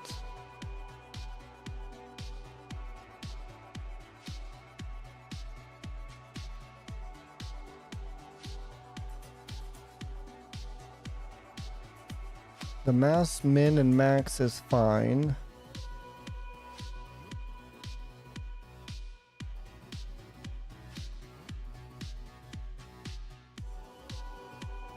The model proportions and whatnot is that the problem? No.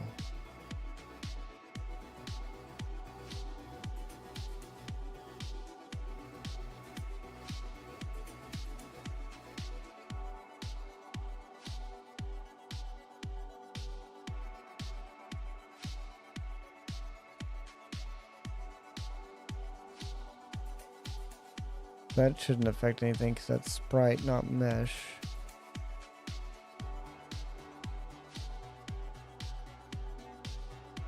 There are some parts where it looks like it's colliding okay, and then some that it is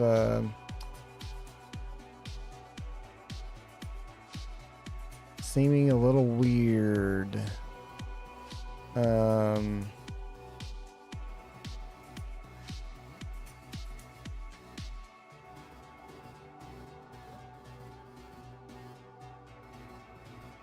Calculate particle radius. Yes. Mesh type. If we do 642, what does that do for us?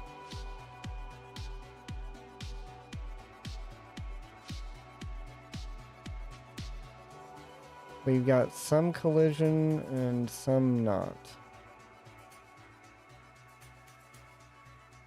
What about 462?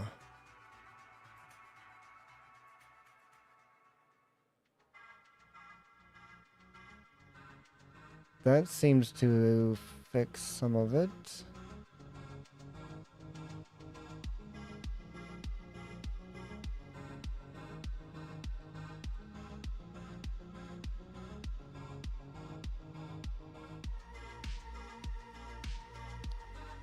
Okay, so 573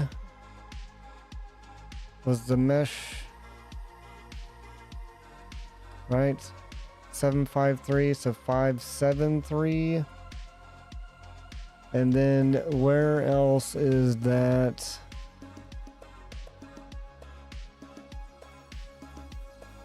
Five, 7, 3 for mesh dimensions, and that seems to do a little bit, but not quite enough. There's still some oddities.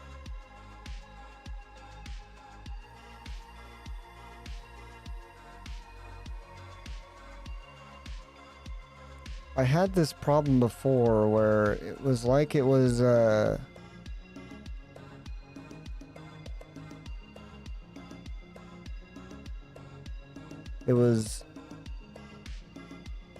doing the wrong calculations as far as the axis it was calculating from.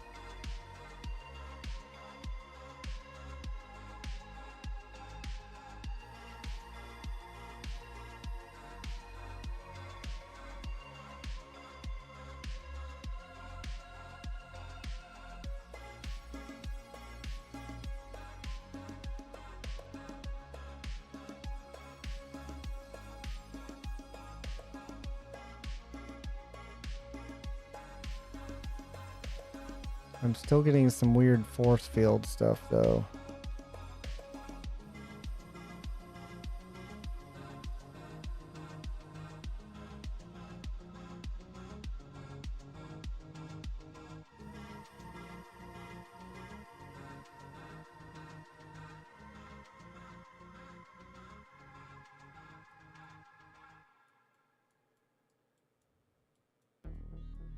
Turning off the accurate velocity deal.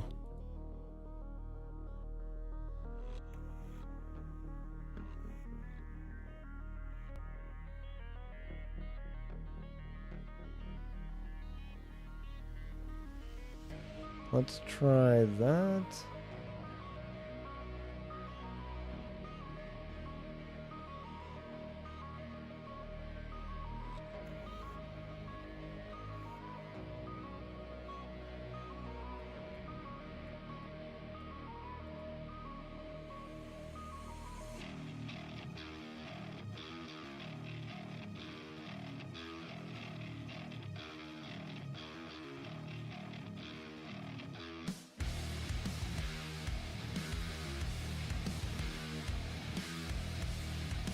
Where's our bean? Our bean is over here. I want to look at...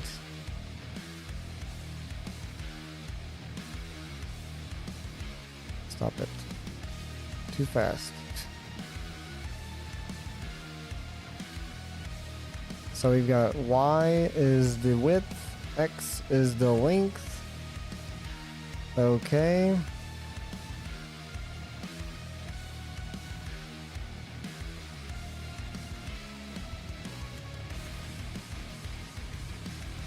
Y is the width. So these do need to be 753. 753.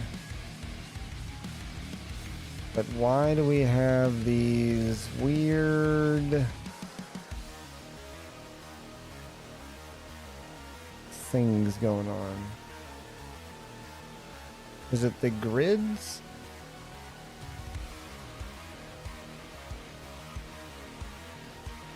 No.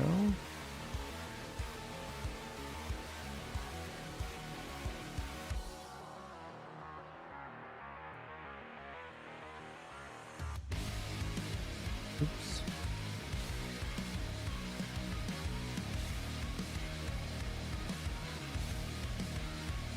Even if I do max beans per cell, it's not causing any issue. Whoa, well.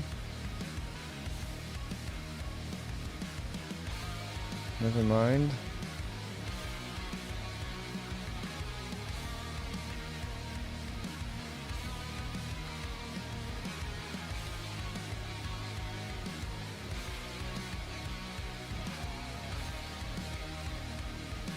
It is trying to shoot some of them out that are in there. Let's do 20. Let's do 200 particles instead and see what's going on. Yeah, all of them have a weird...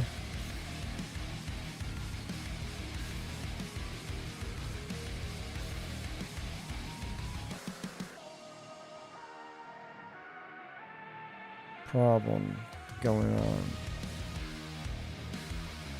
Little force field.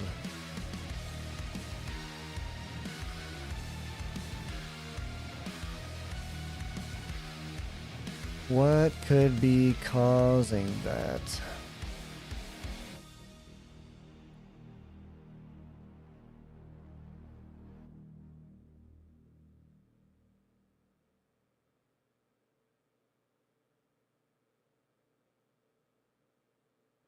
And this is where I'm afraid that there's something going on inside the mesh that is just going to do weird things.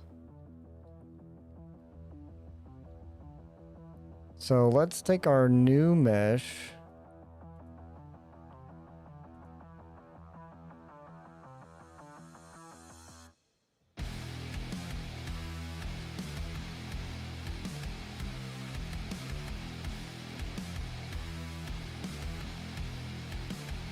I need to go to what? Fascinating story. Any chance you're nearing the end?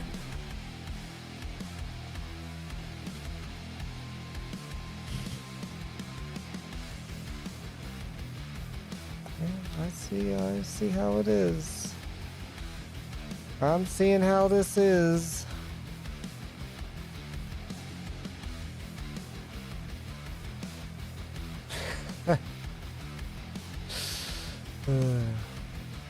It is pretty good.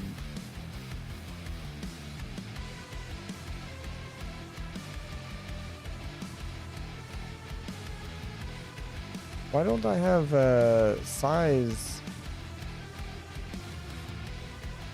stuff? I guess I can do that.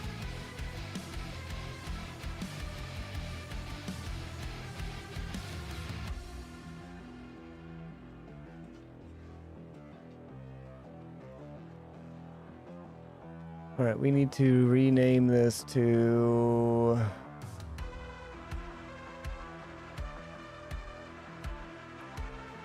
Coffee Bean 2.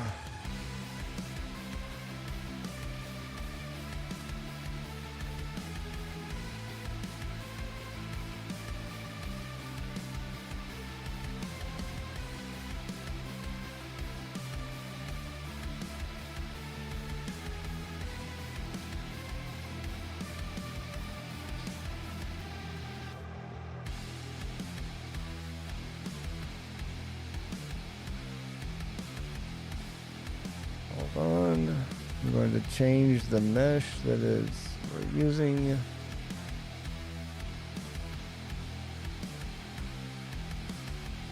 Let's get its dimensions.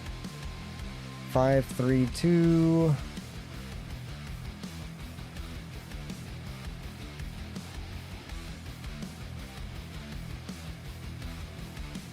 Five, 3, 2.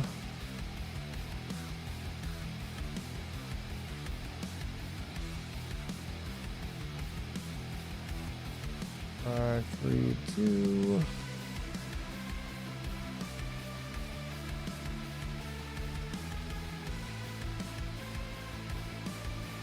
And it still has some of those issues.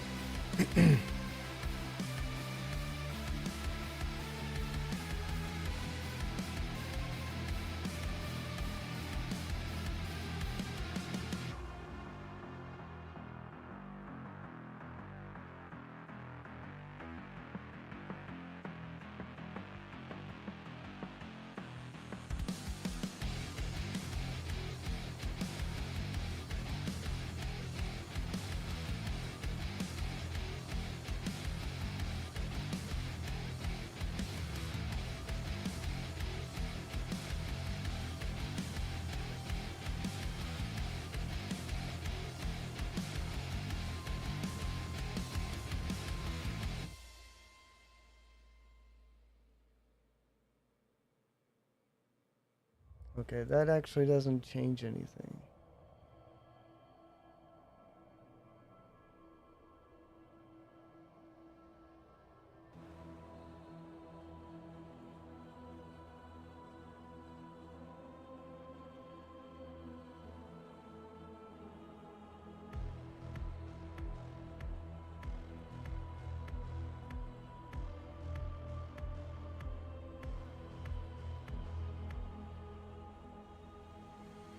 I'm missing something here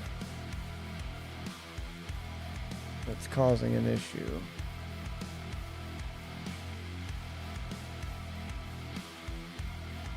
I'm not sure what it is.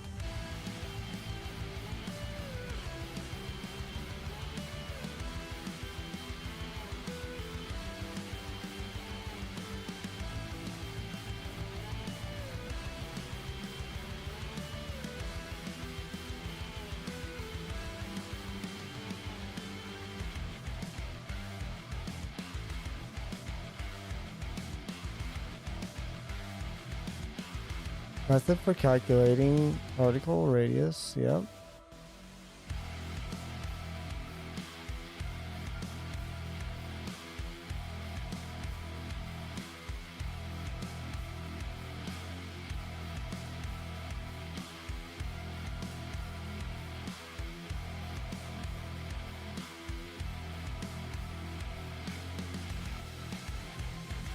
The game I own is going for $204 right now on eBay with 12 hours left.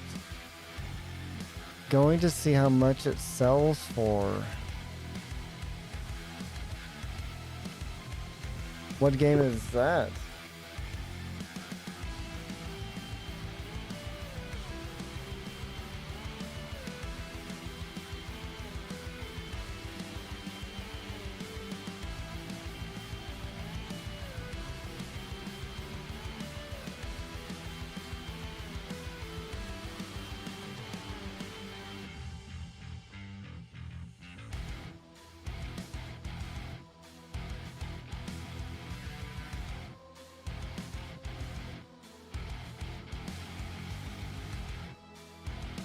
A sealed copy of Xenosaga 3.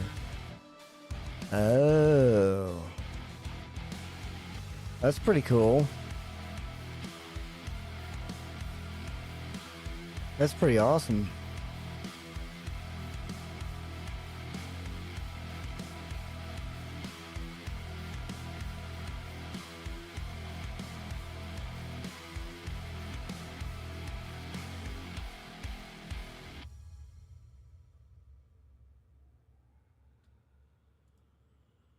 Mesh renderer index.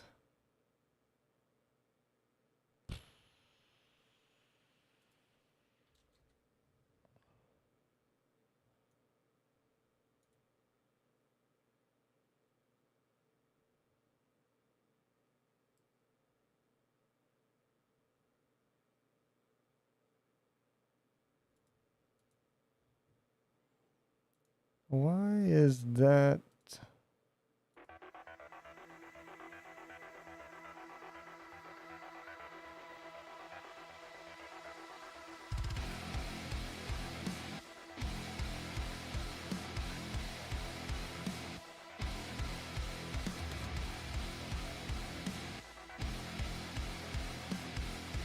Where is it getting cell number?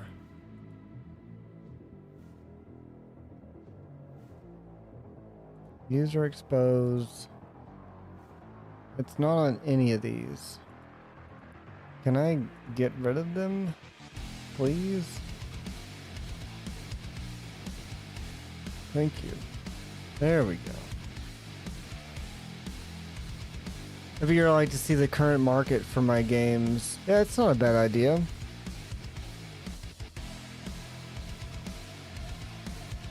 Nothing wrong with that.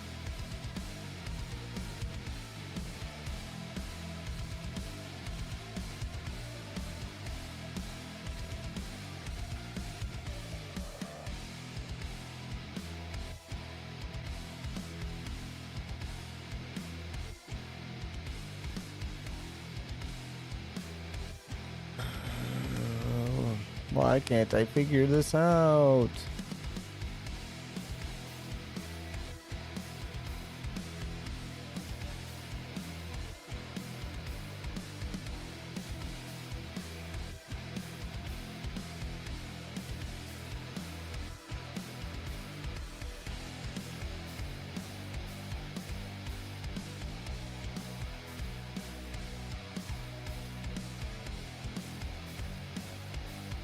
It's just doing some weird things.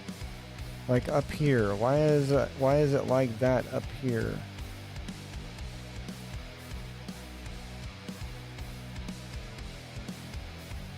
That doesn't make any sense to me. Is it because of this thing? I doubt it.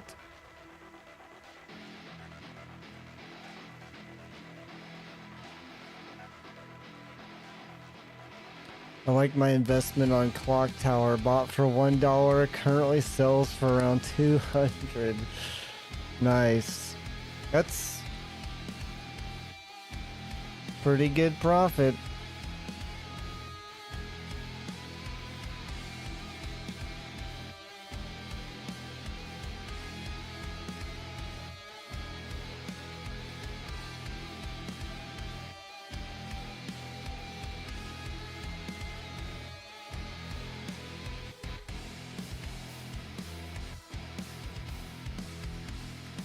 Okay, let's see if this has the same issue.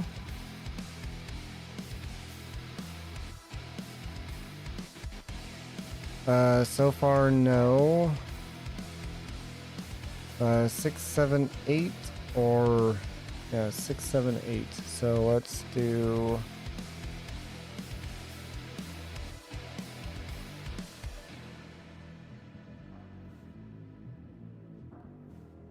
And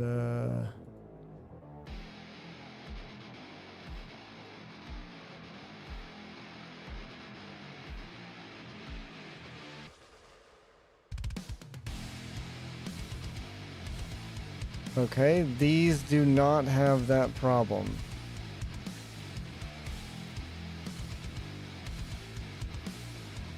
From what I can see.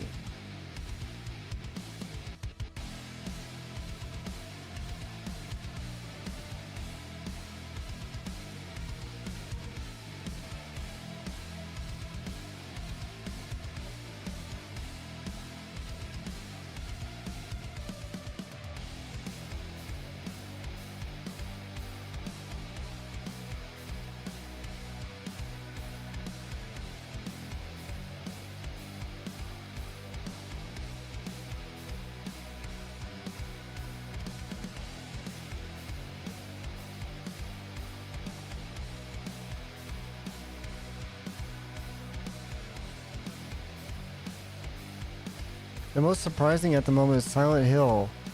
They seem to be selling for around $70. Might be because of the remake. 1 and 2 originals are pricey. Silent Hill Black Label 145 with 16 hours left. I have 2 greatest hits copies. Ooh, you got the bad copies. Like my original Metal Gear Solid 1 is a greatest hits green label and not the original black label.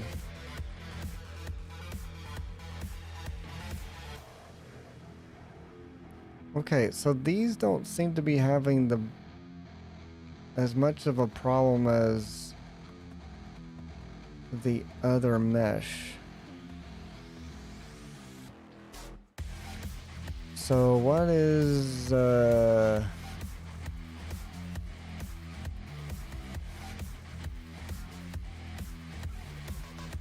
what's our issue here?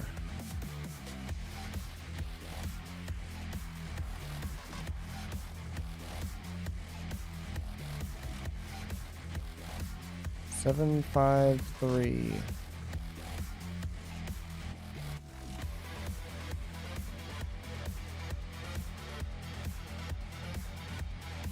And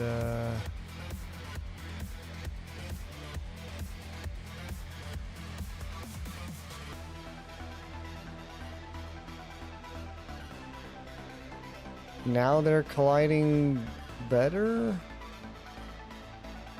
Not quite perfect, but better.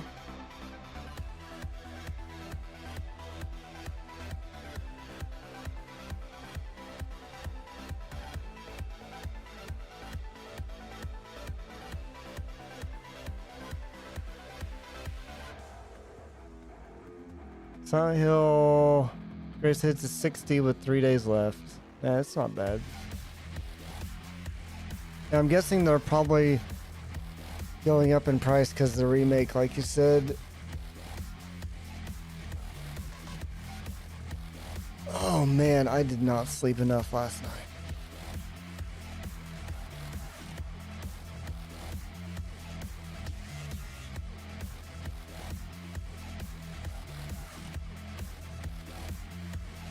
it's still not great.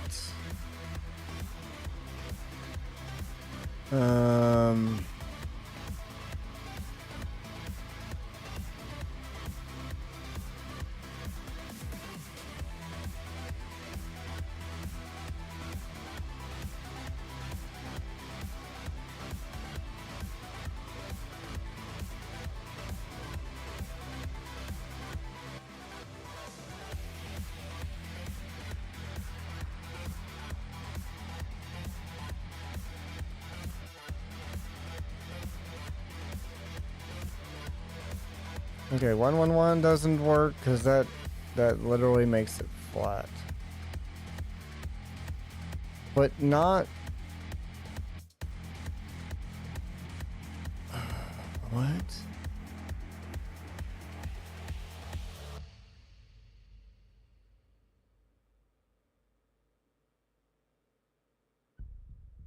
Oh, never mind.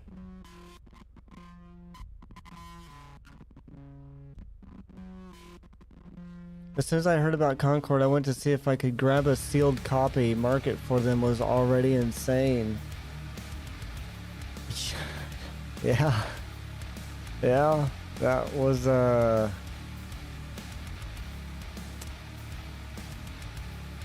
yeah.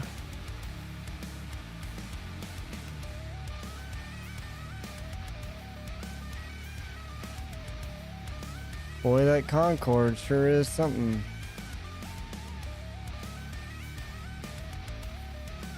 Okay, this is, I think that's the problem. Most of the problem we're having here is it's like a 6.5 or like a 5.5. And this is like a 4.8.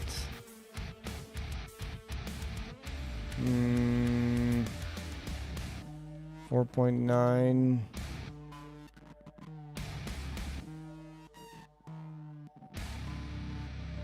Well, maybe I can keep that at 5.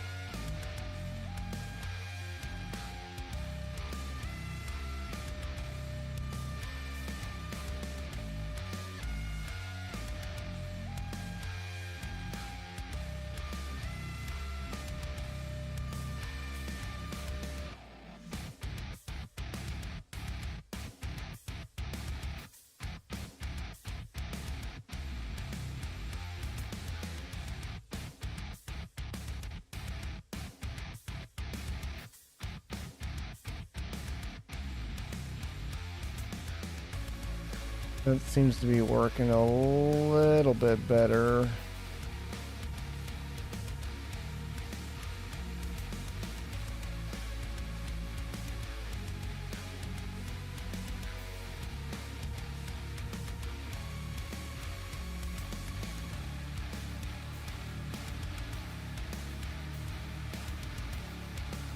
Five 5.9, 5, 2.4.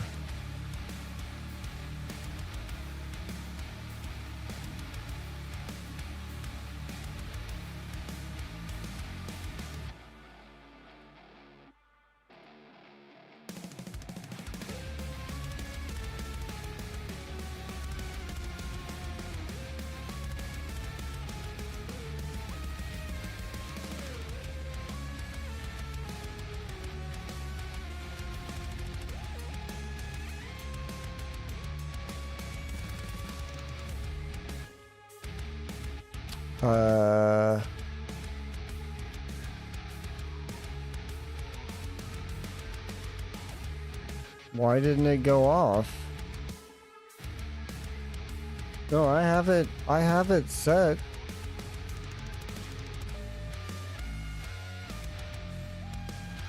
Oh, is the queue...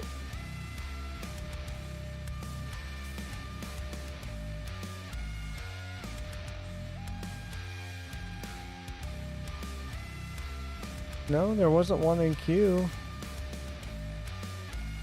Queue is running. Queue is running.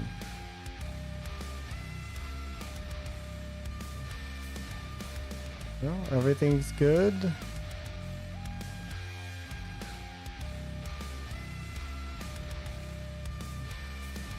Oh, God. I missed one setting.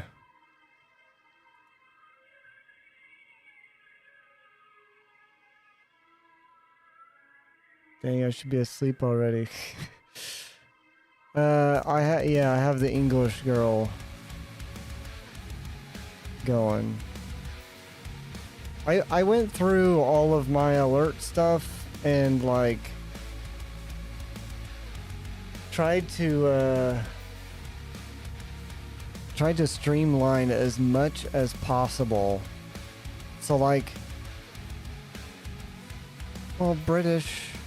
I mean, she's British.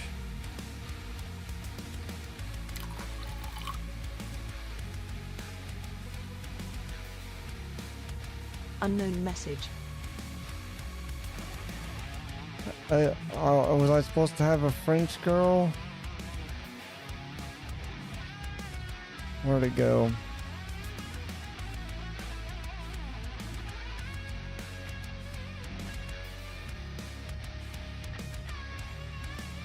Was it one of these?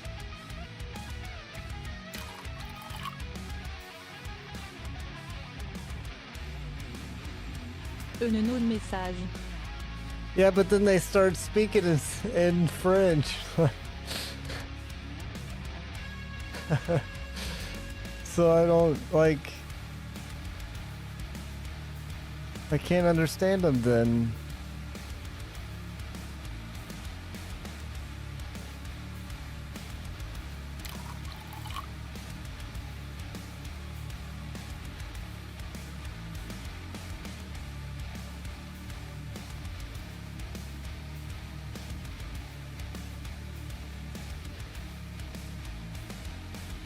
Hello?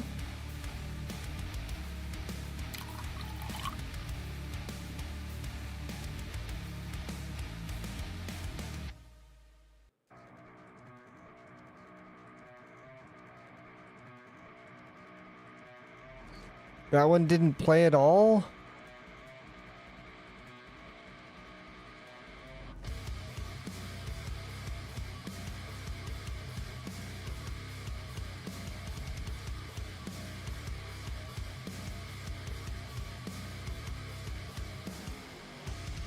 Let's,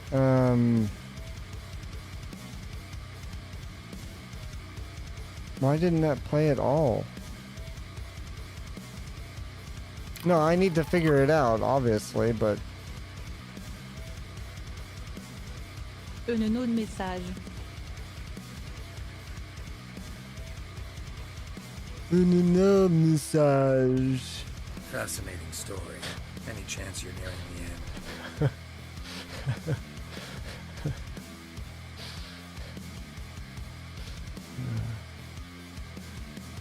Yeah, I don't know why that was.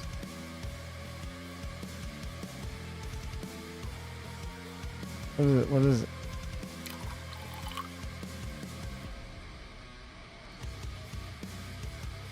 Unknown message. She's not as.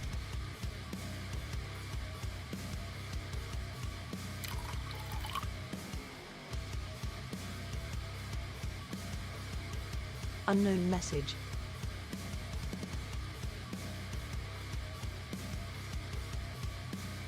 Well, I guess Celine works, or was it Leah? I don't know. Find out.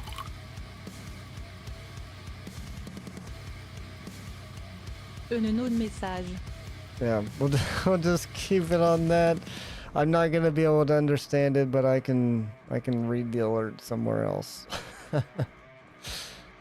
Anyway, so I tried to streamline a ton of stuff with ADEM. So like when I start my stream, this will change. So when I go here,